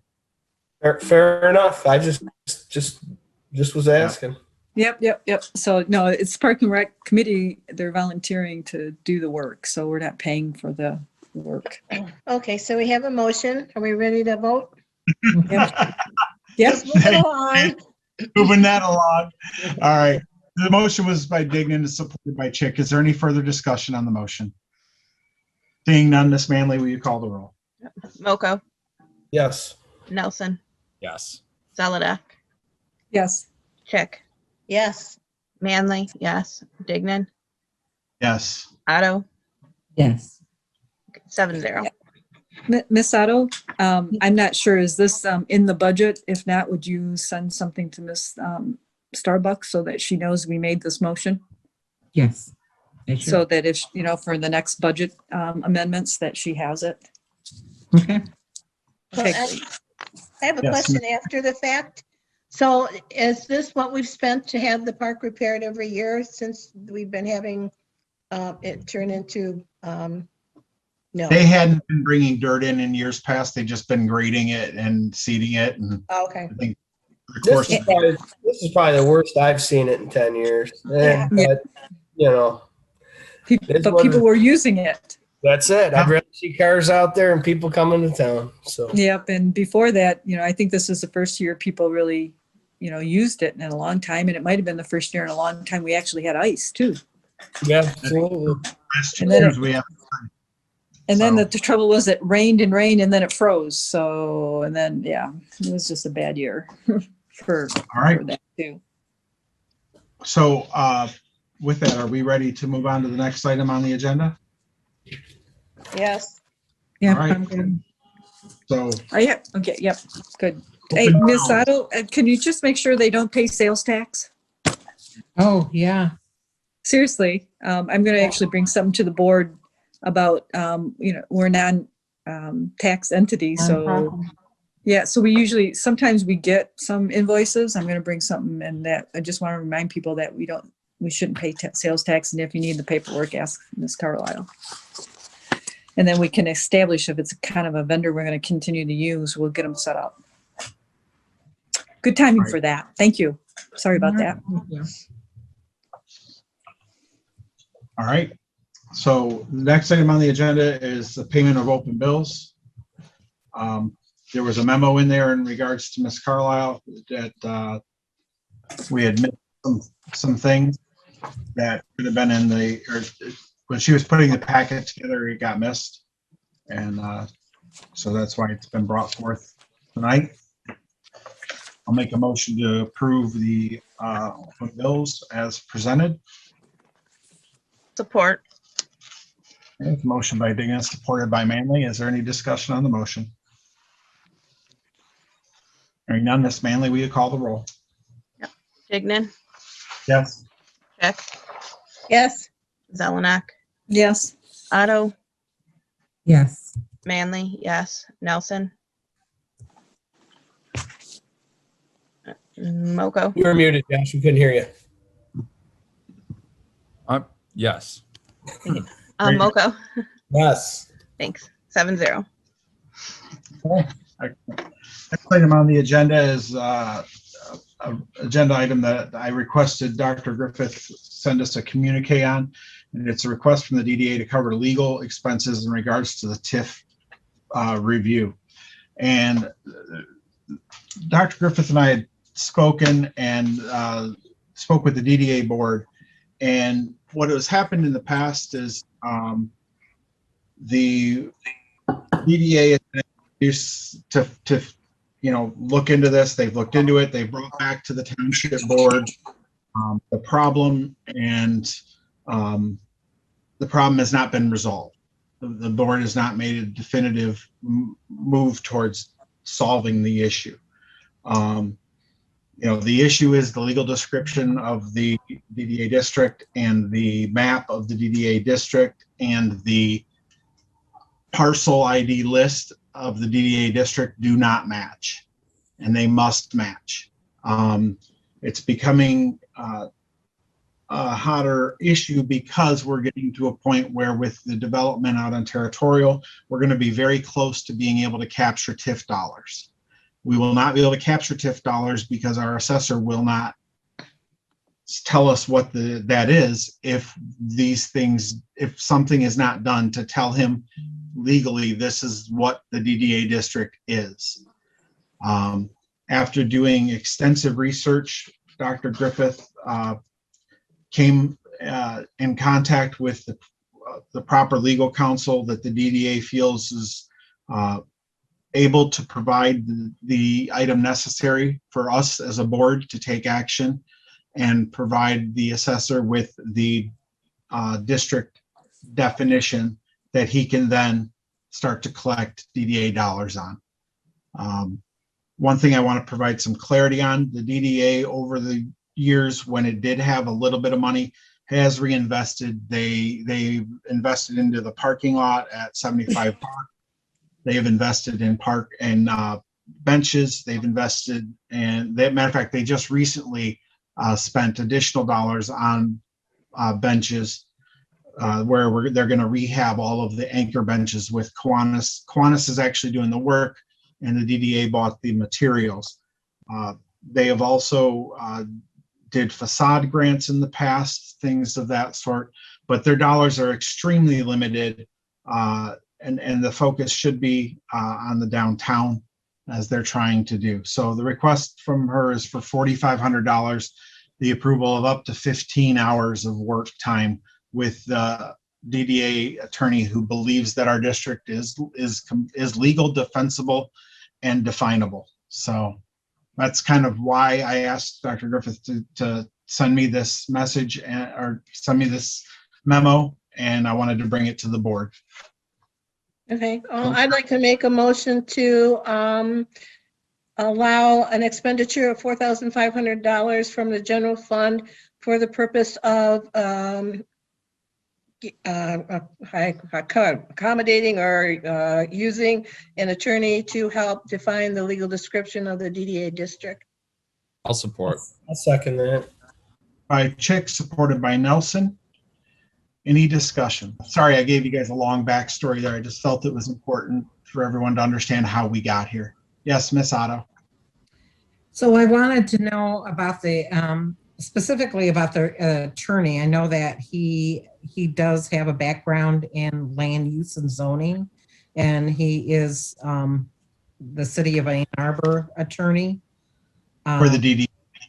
For the DDA there? Or for something else? No, for the DDA there. He also has a lot of experience with the MEDC, which is one who helped us in defining some of the DDA district when we first came on board. She spoke to the MEDC, she spoke to the MTA, she spoke to, and everywhere she went, every single entity she went to said, Mr. Lax is the guy you need. So with that, that's kind of where the conversation led to. You know, the important thing is to finally put this to bed, so the next 13, 14 years of the DDA can be spent really being able to do what its function was intended to do. You know, one time we talked about lighting the downtown with street lights. Well, that was a DDA thing, but the dollars never materialized. Right. Things like your parking lot, you know, that could be a DDA thing, but you know, the dollars have to materialize, and we're so close to that being able to happen. And from what I understand, there's even the possibility of shaving off properties that are no longer taxable and no longer there's potential to drop them from the district and lower that, or get rid of that taxable dollar value off of the bottom number. So that would help us as well if that could happen, because we've lost the Northfield Preserve property, People's Express, Living Water Church. I mean, you know, all these properties that have come off the tax rolls that were in the district. So if he can help with that, and he can give us a proper defensible legal letter to provide to Tom for assessing, we can finally move to a place that will benefit the downtown. So That any was other my questions? other question. My other question was, you know, who referred him? So that was my other question. So thank you. Just about everybody. So sure. Any other questions? Hearing no other questions on the motion, Ms. Manley, will you call the roll? Yep. Zelenak, Yes. Dignan, Yes. Nelson, Yes. Didn't he? Okay. There you go. Otto, Yes. Delay going Yes. on there. Manley, yes. Moko. You're muted, Nate. Good thing I was muted there. Yes. Chick, Yes. okay, 7-0. End the meeting with a little humor. Thank you guys very much. I know the DDA will greatly appreciate it. So again, Mr. Dignan, could you send a note to Ms. Starbuck and let her know that we made that approval? I will do that. So I keep asking, I think somehow we have to include Ms. Starbuck and make it so that we don't expect her just to read our minutes and to find out what budget adjustments. So I guess that's why I'm, you know, since we talked about it, and we just want to keep her as informed as possible. So if I don't remember, maybe someone else can remember, you know, so that she is informed. Got it right here. Thank you. This is going on the top of the pile. Yes, Well, Ms. Otto. that's good. So I appreciate that that Lenore brought that up, because I don't even remember what it was, but Jennifer asked us about something that came up several, probably 2 boards ago, and totally forgot it. And Right. and it made that's what really made us start thinking that we're not, while we're expecting them to read the minutes and everything, we can't assume that. And it's like 2 board meetings ago that she finally seen and said, thank God. And the reason why she's seen it, because she was adding it to the minutes to the meetings. Right. It probably is good that we have some type of process in place to let Yvette know, let Jennifer know, or whoever is, it had to do with the ordinance officer, whoever is doing the assigned work, that we let them know. Right. Maybe we can think about it and put something together just as a, you know, friendly reminder, like you said. You're right, that brought that up in our budget discussion tonight, is we do have to do a better job of letting the people that need to execute our decisions. Well, as a double check, they could also put a little note in their calendar for any day after a meeting to Right. ask, if Yep. there's any changes. Yep. Yep. So they could go both ways. Yep. Yep. Jennifer's been pretty good at catching things in the minutes, but you're absolutely right. We need to define the process better. So, Yeah. Okay. great. So next item on the agenda is announcements. I don't have any announcements. Does anyone else have any announcements? Nope. No, okay. Petitions and communications. So this is a time where I would ask any member of the public that would like to address the board. This will also include any feedback you have in regard to the park discussion that we had. Raise your hand and we will give you some time to speak. I do not see any hands raised at this time. Nope. So we'll move on. Next item on the agenda is board member comments. So let me start with two things. I did meet with Mr. Moffett from J&M in regards to the pathway and some concerns that we had. Keep in mind, he has kept our prices level for three years now, and is willing to continue to do the same. When I asked him in regards to the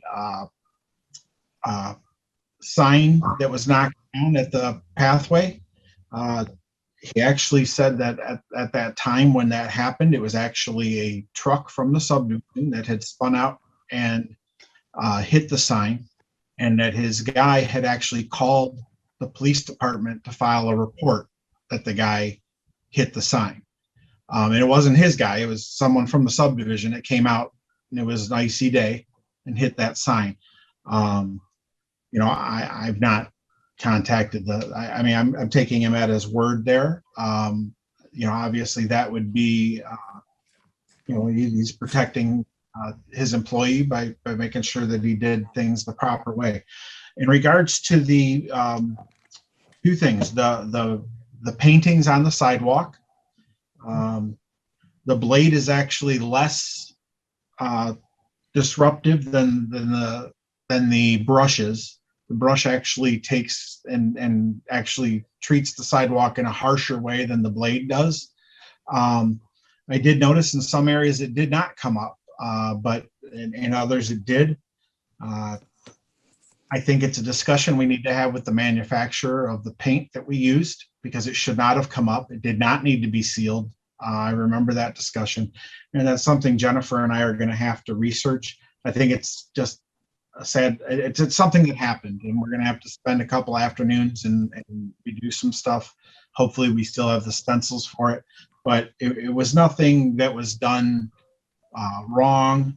They do use a 3/4 ton pickup truck to plow non-motorized pathways. They do it all throughout Ann Arbor. They do it for us. They do it up in Brighton and other areas. They do that to save us time, or their time and us money, because if they had to make 2, 3, 4 passes, it would cost even more to do so. The other item that came up is that what was it? It was the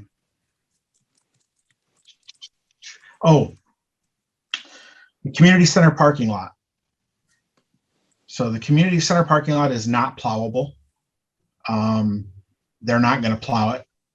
They have had experience plowing a parking lot like that in Ann Arbor, and they required the city of Ann Arbor to sign a waiver. And then they have another counterpart that did one at U of M and had U of M sign a waiver. Both parking lots were destroyed by the plow. It rips up the grid. It rips up everything, even with shoes that lift it up. It catches the parking dividers, that define the lanes. And if you take a look, that big parking lot that was done like that at U of M, after being completely ripped up 2 years in a row, they paved it. They asphalted it, because that's what you're just not going to find someone who's going to pave it unless you're going to pay somebody to hand shovel it, and that's expensive. So we have a little issue there, but you know, he decided if I'm going to require a waiver if I'm going to plow that, and if I plow it, I'm going to tell you right now it's going to destroy it. So, Miss Chick and then Miss Otto. Yeah, I just want to respond. I would definitely go back to the manufacturer for those geopaver systems because they did, one of the selling points was that it is plowable. They suggested raising the blade a couple of inches. You're not going to get all the snow off of it, but that when the snow melts, it goes down into the ground. It doesn't freeze over. So, or use the snow or the shoe. And if the shoes don't work, then just raise the blade. But if that's an issue and it's something that's consistent, that's a latent defect in the materials, and we should get some kind of satisfaction from the manufacturer. Yeah, I just want to chime in. You can't use shoes on that parking lot. They'll catch the grids, and trying to plow by raising the blade, it just doesn't happen. I mean, that parking lot. I mean, grants are fine and dandy, but that parking lot is possibly the dumbest thing I've ever seen in my life. Just had to throw that out there. Thanks. Yeah, the shoes do catch the grid and they rip it up. The shoes catch the dividers and rip them up. That's the problem with the shoes. But Miss Otto, go ahead. So I was going to ask, since we're looking at the lawn mowing part of it, that I would like the township, and I've asked this before and I got turned down about it, but I think it's very important that we include, and there's a way, and you have to go through MDOT to do it, to get the entrance and exit ramps cut. Our exit ramps look terrible in comparison to other communities. And we have put a lot of money in at the beginning on all our bridges, and they look horrible. So I know Mr. Seville offered to cut that, isn't that correct, Ms. Otto? Yes, he did on 6 Mile. And I think that if that is the case, if we're going to hire somebody to do it, because that's what basically MDOT is telling us to do, they're not going to do it yourself. Right. That we have to allocate funds to have that done, because Mr. Seville should not be doing it for nothing, or exactly whoever does it. Yeah. Yeah, he usually asks you cover his gas, but you're right, absolutely. Well, the thing is that needs to be defined on the map as to exactly what we want mowed where on what exit ramps. We've got 3 exits to the township, 4 exits to the township. Sorry, for Barker Road too. Right.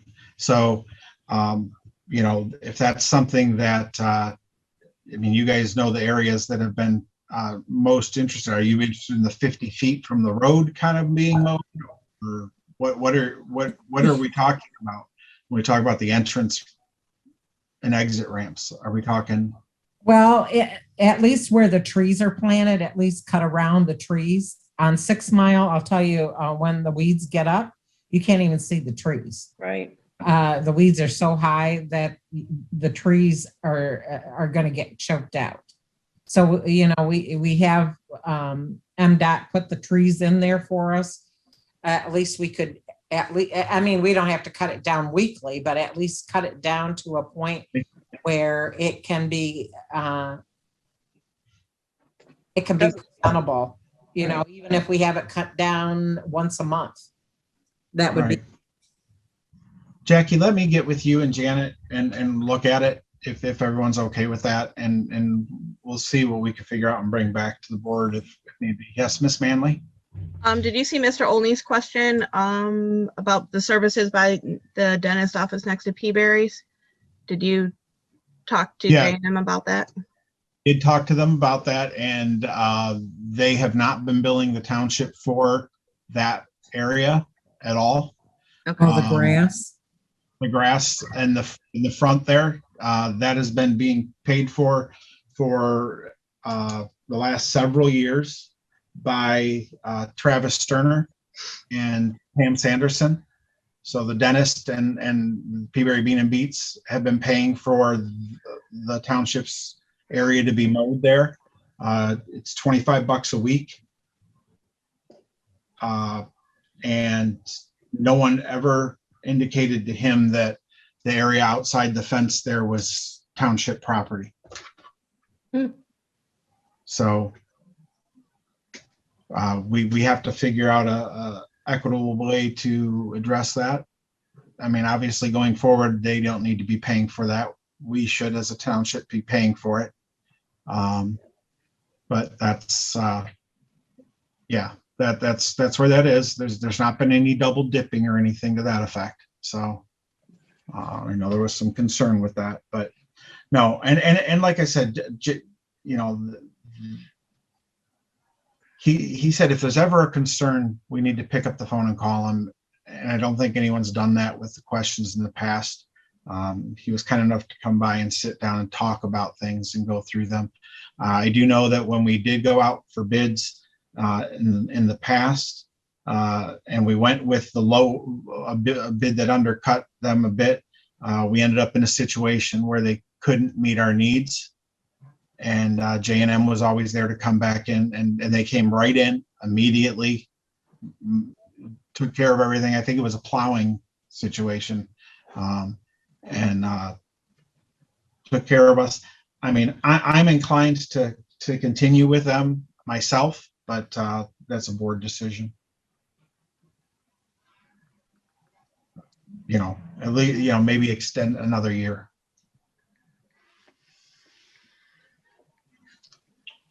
For both snow and mowing. I guess what I need though is I'm going to need to bring you a contract. Right. At our next. There goes. I think they're going to continue under the current arrangement until we do that. But I'll bring you a contract at the next meeting. Let's see, J&M contract. Okay. So I have a question, Yes. Mr. Supervisor. Ms. Eleanor. So for the lawn service, do we have any changes that we need to make? I know we just talked about the ramps and you're going to get with Ms. Otto and Ms. Chick. But is that going to be something that we are going to delegate to Mr. Seville since he's offered, or are we going to, I'm thinking that's going to be a longer process because we're going to have to get MDOT approval.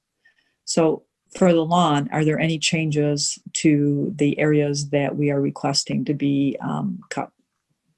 There are. There are. There's that area in front of the fencing area over there on Barker. Okay. All right. So, and is there any other changes we're asking? There didn't appear to be, as we looked through everything. Everything seemed to be. I worked with Jennifer. She got me a list of all of and a map of all of the places that were. Does anyone have any areas that they think weren't getting addressed or needed to be addressed? I think they've done a pretty thorough job there. So I guess it comes back to, I think the last motion was that we were going to go out for an RFP. Is that what our minutes said? Are we saying that we're not, or are we still going out for an RFP? We ought to see what the contract said first. There were some unanswered questions when we did that motion about J&M, and those. Okay. I'm just trying to look at what we said. It's so I'm just reading. It said Dignan moves, Chick second, that the board direct the supervisor to work with Wagner and Willis to define the areas of care and put out RFPs for lawn care, snow removal, making sure we take into account considerations for the special community center parking lot and special considerations for how the parks and paths need to be treated. Motion carried 7-0. So my question is, are we rescinding this motion, or I just would like clarification. I think we should follow up on it since we made the motion. You want to put out an RFP? That was the motion, yes. You do want to put out an RFP, okay? Yeah, so it'll give us time to look at everything too. And then okay. So I just want to make a comment. So are we doing it for both are we, because again, spring has sprung, so, Cutting it pretty close. Yeah. but that was the motion by the board. So do we want to do them both? And then that was the motion, so we're sticking to our motion. Yeah, Nate has a question. Hey, is J&M under contract for this year? Say that again? Is J&M, are they under contract for this year? No. Well, at this point, I almost feel like I think it ends in April. Yes. I almost feel like it's too late to put out an RFP. They've done a great job. Every park is mowed. I mean, everything. I believe they mow the schools too. I mean, they've done a hell of a job for the last years that I've known that they've done it. I almost feel like it's too late to put out an RFP for this. Their prices are beyond, they're really reasonable as far as I'm concerned. Ken answered all the questions everybody had. I just want to throw that out there. And this is now springtime when you're going to start mowing in a couple weeks is not the time to get bids. Well, then let's give them a year and then we'll see how this year goes. And if it doesn't work out, or even if it does work out, I think we owe the public the courtesy of going out for bids, so. 100% agree with that. Yep. Yeah, I mean, we've had them for 6 or 7 years. Sorry, go ahead. I think Mr. Nelson's talking, so my apologies. Remember, we took it away from them and it fell apart completely. So. And they Sorry. stepped right in. Can I real quickly, I want to go backwards a minute. The 6 Mile exit, I'm thinking about Mr. Seville. I don't know what kind of equipment he's got to do mowing. That is an incline. So you might need a 0 turn or something like that. That's low to the ground. Yeah. Probably a track. Go ahead. No, Mr. Nelson and then Ms. Zelena.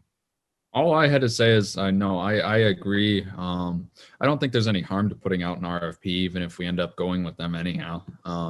Just see what's out there. Okay. Ms. Zelena?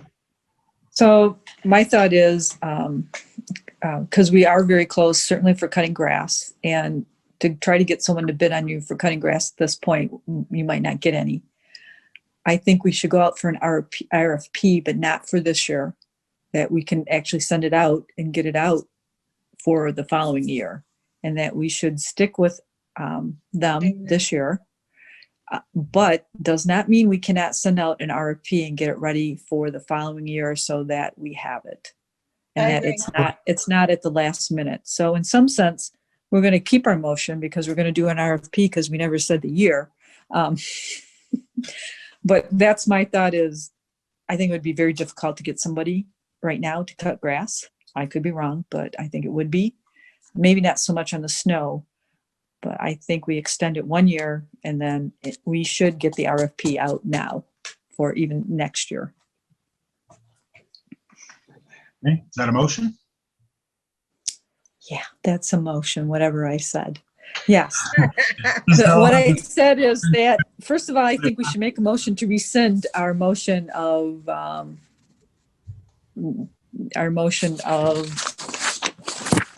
we made on March 9th, 2021 for renewal of long contract, or I'd like to rescind the motion made on March 9th to 2021. It's getting late, guys. For lawn care and snow removal.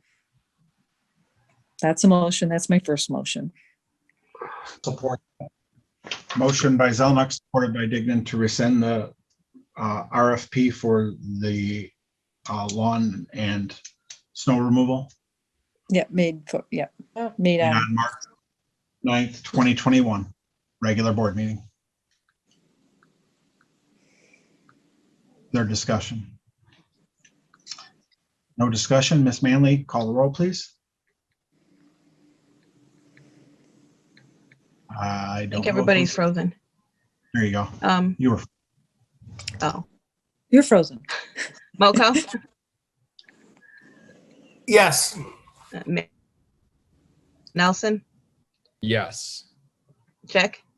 Yes.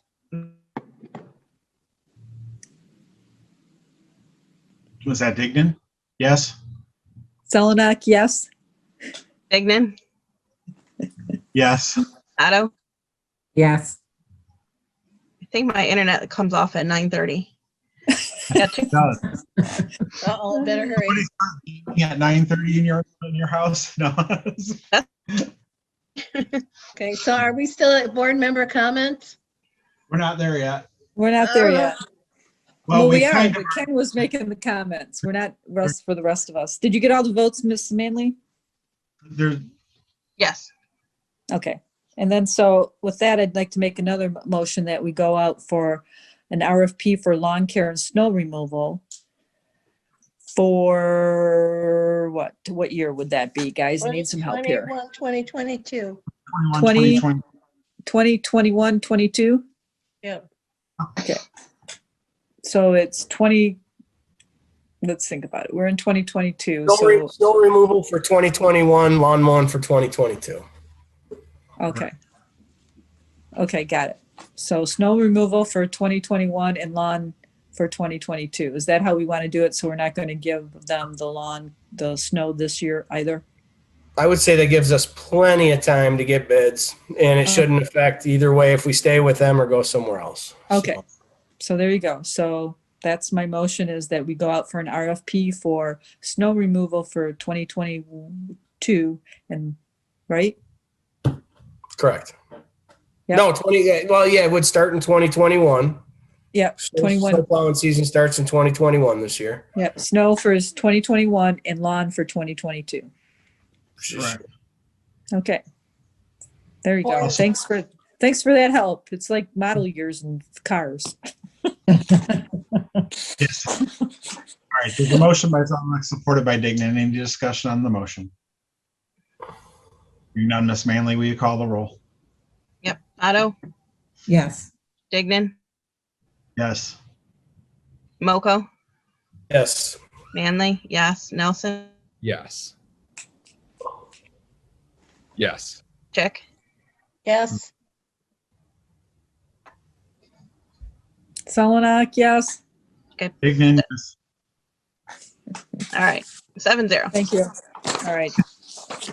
All right. And one more motion, Ms. Zelenak? Or do you want me to make Oh, I think that you can make it. You make the motion because I'm not sure which one I'm making. a motion to grant JM Services an extended contract for lawn mowing for 2021? Okay, thank you. Yeah, I'll support.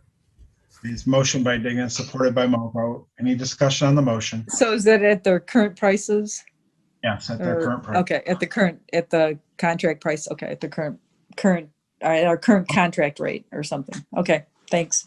I got a problem with that because I've got the extra $100 a month for the other property. Well, they'll just That's say, fine. we'll Say at our current rate, except 100 and an additional $100 for the extra property.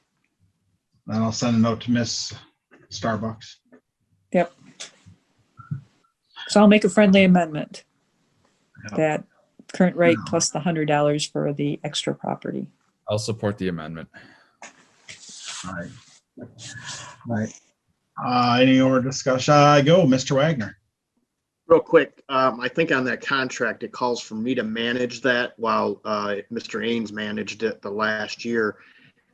Does the board want me to manage the lawn care throughout the township, or If you want you are willing, somebody else to do it? And it really doesn't matter together. if you're willing, Mr. Wagner. I think Are you we would be great. volunteering, Mr. Wagner? No, I just know the contract says the director will manage it. And there is a couple of questions I'll have, but I'll figure that out if you just want me to manage it.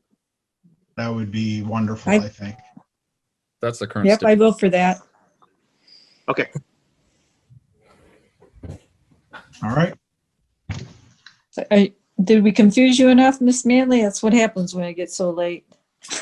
When we call the roll, that's motion. Moko, Yes. Nelson, Yes. It's broken? I'm on speaker. Dignan, yes. Yes. Mac, Yes. Dignan, Yes. Otto, Yes. Zelenak, yes. I think Miss Chick might have answered for me, but it's the same. All I heard was Ick. Wi-Fi is raise your, everybody say aye. Aye. Aye. All right, good. 7-0. All right. And then the question as to how we're going to meet after the 31st is one of those things that's not real clear yet. Washtenaw County passed a thing that was completely, the resolution was completely, it doesn't do anything. Right. It means nothing. They do a lot of those, but that just mean nothing. And this, it's really in the state's hands. But I'm going to confer with Mr. Fink on what we do, and we will communicate it to the board and on our website and our Facebook assets, and let people know as soon as we know exactly what's going to happen. Ms. Zelenak and then Ms. Chick. So I actually did have an opportunity to talk to Mr. Fink on another matter, and he said that, interesting, he said obviously he should send out a note to all of us, so I think he will be doing that. He did indicate that the county can do that, impose that, and we can follow it, even though it may not follow state. So we could go with the county and not meet for the end of December, or we can, when the state comes out, which I think it's being removed at the end of March right now, then we could meet in person, and that it would be up to the board. And we could follow the county's lead, so to speak, and not meet in person, or we could follow the state's. So that's what my brief conversation, but Mr. Fink was going to send something, because basically I asked the question and he said, obviously I need to send something. I said, yep, you do. I'm surprised the county can supersede the Open Meetings Act. He said because how they did it in the language, and called it a county emergency, they can. That was what he had indicated to me, that they can do that, and that they are not going to meet until the end of the year, and they can fulfill that requirement by how they made the motion. And it was very specific on how they made the motion. Okay. So Thank you, Ms. anyway, Palmer. that's what I learned today, is that we could Currently most right likely, now, yeah. And go ahead, Ms. Chick, then Mr. Nelson, then Ms. Otto. All right, so I asked Susan Schenk exactly what the impact of that resolution was on the communities in Washtenaw County, and she said basically, like Lenore said, you can follow it or you don't have to follow it. It's going to be up to your individual boards what you decide to do. Now, the governor may or may not extend the order beyond March 31st, but we don't know yet. So I'm okay with, as one board member, if it dies out after March 31st, that we just get contacted, each of the board members, and advised exactly how we are going to pursue or go forward. I know we were talking about doing hybrid meetings so that the public that does not want to attend the meeting can attend through Zoom and or in person. And of course, all protocols would have to be in place, but are we at a place right now where we could do any kind of a hybrid meeting? I know we've been talking about it, but have we done anything about it? I think we could make it work. I think we could make it work. It's not unsurmountable, but Mr. Nelson and then Ms. Otto. Actually, Ms. Chick brought up exactly what I was planning on talking about. I was thinking maybe we could have this even as an agenda item next meeting or something to decide on. I know it's past March 31st and all of that, but I'm speaking more about the hybrid meetings and talking about hybrid meetings, potentially finding the costs and looking into potential costs for getting hybrid meetings together, potential costs for, say, a new camera, new sound system, which From what I understand, has been needed. I could be wrong on that. Just to make this possible for the public. I think that's something we should start looking into as soon as possible. Thank you, Mr. Nelson. Sound system is definitely the key because of where we're at. We've got video, but Miss Otto. No, I was just going to say, due to the press releases that Washtenaw County has had the greatest jump in COVID cases, I understand why the county is making that stand. But, really, I thought that the townships really are governed by the state and not by the county. And so we could either follow it, not follow it, or make our own decision on how we want to do our meetings going forward once the executive order is done. Thank you, Ms. Otto. Yeah, I mean, I agree. We'll take our cue from the state. If we look at counties, we have 3 counties that are right where that border us in many ways. And, Washtenaw County always tends to go one way and the other counties tend to go the opposite direction. So, right. That's just a reality. We got to remember our constituents tend to not go the way that Washtenaw County tends to go on almost everything. So just a reality. But something we got to look at. We'll see what the state does and take cues from there. But now board member comments. Mrs. Eleanor. Okay. So good. My one comment is personally, I don't think we should do hybrid meetings. And you may hear Mr. Fink tell us that too, because I think he has one community that does it and it's setting it up. And I know Mr. Dignan, maybe you can get us past that and work with Mr. Fink on that. So my thought is we should either do one or the other and obviously wait for the state. And my guess is we'll see I'm not even going to guess, but that was just my comment. I thought it was a very good meeting today. I know going through budget is tedious. Appreciate everybody's comments and, good discussions all about today. So a little long, but good discussions. Thank you. Thank you, Ms. Eleanor. Ms. Chick? Actually, I saw a question came up and I guess I hadn't thought about it before. Robert's Rules of Orders. We did a lot of business after a call to the public. Is that appropriate? Board can do, yeah. I mean, yeah, the board can do. As long as we're in an open meeting, I think we can do anything we want. Okay. Yeah. Within reason. Within reason. I mean, we need our grass cut. I'm afraid if we wait too much longer, we won't get our grass cut. So I consider that more like an emergency personally. Those things, we could put those things on the agenda first, so maybe we should think about that when we're getting our draft agenda. And that was another thing. Actually, our draft agenda was kind of totally different than what we actually wound up with.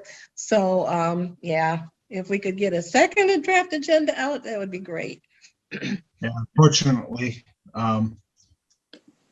it's the reality of putting agendas together over, a week ahead of time. Sometimes you're hoping on a bunch of documents that just don't ever arrive. And when they don't arrive, they can't be on the agenda. So that's true. Tough situation. We try not to add to the agenda after the draft agenda has been gone out, but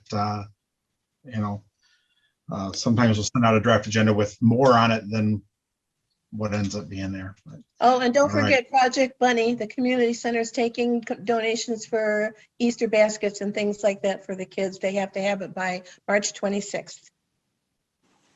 Thank you, Ms. Chick. Appreciate that announcement. All right, Mr. Moko. Okay, I'm unmuted. I just want to say there's, as a new board member, there's a lot of training sessions that have been going on this week. One today for planning, one tomorrow for planning. And here on River Watershed's putting on a planning or a training on Friday, which I'm looking forward to going to. What else? I couldn't believe Washtenaw put out a notice till the end of the year. That blew me away, but doesn't surprise me for Washtenaw. I don't see why we couldn't run meetings hybrid. I mean, our sound system sucks. I'll agree with that 100%. But why couldn't we bring our laptops to the town hall and do what we're doing now and put a laptop up at the podium? And if people are afraid to come in or don't feel comfortable, might be the more politically correct term, whatever one wants to do, stay on your laptop at home. And it's no different than what we're doing now. That's my personal feelings on that. I also want to mention that the Whitmore Lake Fireworks, it's 100% volunteer committee. We have zero funding from anything besides corporate donations and donations from people in the town.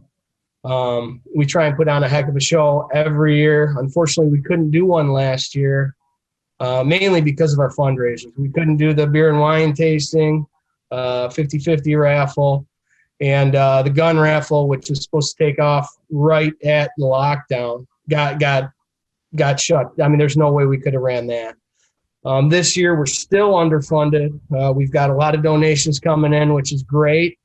And the gun raffle is a go this year. So if anybody's interested, feel free to contact me any which way you can. And 'cause I run the gun raffle, and we're gonna, that's our biggest fundraiser. For the fireworks, normally brings in about 10 grand. So thank you, Whitmore Lake and Northfield Township and everybody else. Thank you, Mr. Moko. Appreciate that. Ms. Otto? Yeah, I wanted to say that I did provide Ken some information on technology that we could do this hybrid. There are going to be opportunities where people can't come into the board meetings, and they still want to be able to see the board meetings. There are some great technology out there. Some it can be expensive, some can't be, but it may be that we don't even need our laptops. True. Yeah. There are some things that I that I came across. I gave them to Ken to kind of look at. The other thing too, I wouldn't mind having doing hybrid. Because I think that it's a good way for us to record meetings and to as long as we have a good sound system and everything, it's a really good opportunity for us to change things up. The other thing I'm going to talk about too is Nate talked about the fireworks committee. I'm going to talk about the parade committee. The parade committee did meet this week, and we did come up with a theme. I'm not going to disclose it yet because we want to make sure that the fireworks committee wants to do the theme. But we're doing a lot of collaboration between the two groups, and we think that it's going to be a great year this year. We're really looking forward to it. We don't have, because we did not have a parade last year, we do have funds for this year. And we are planning on doing some expenditure sharing with the fireworks committee. So we'll probably give more later on our Facebook page as we get further down the road. All right. Thank you very much, Ms. Otto. Nelson. Currently, I don't really have too much to say. I do support hybrid meetings. I think that's going to become the new standard in the future, in the long term, especially, and it could save the board a lot of costs in terms of bringing people in or something. If someone is willing to meet with us via Zoom instead of paying their travel expenses to get to us, instead of paying for more time, being perhaps several hours, depending on how much time they need to get to us, rather when we can just have them pop up on Zoom. Obviously, there would be costs needed, which I'm fine with looking into, to set up a proper hybrid area back for normal township meetings. I myself am very in favor of that model because I think that's going to be the model moving forward and could save us a lot of costs down the road. I have no other comments besides that. Thank the board for all the support tonight. We did very well. We got a lot accomplished. I'm very happy we got to look over the budget and actually make sure it was the way we wanted it to be. And hopefully we'll be able to move forward with it in the long run. Thank you, Mr. Nelson. Yeah, quite a meeting tonight. Thank you, everyone. I appreciate it. Great dialogue. I look forward to us continuing to move forward. With that, I'll make a motion to adjourn. I'll support. All right, all those in favor say aye. Aye. Thank you, everyone. Have a good night. Have a good night, Thank you. everyone. Take care. Bye.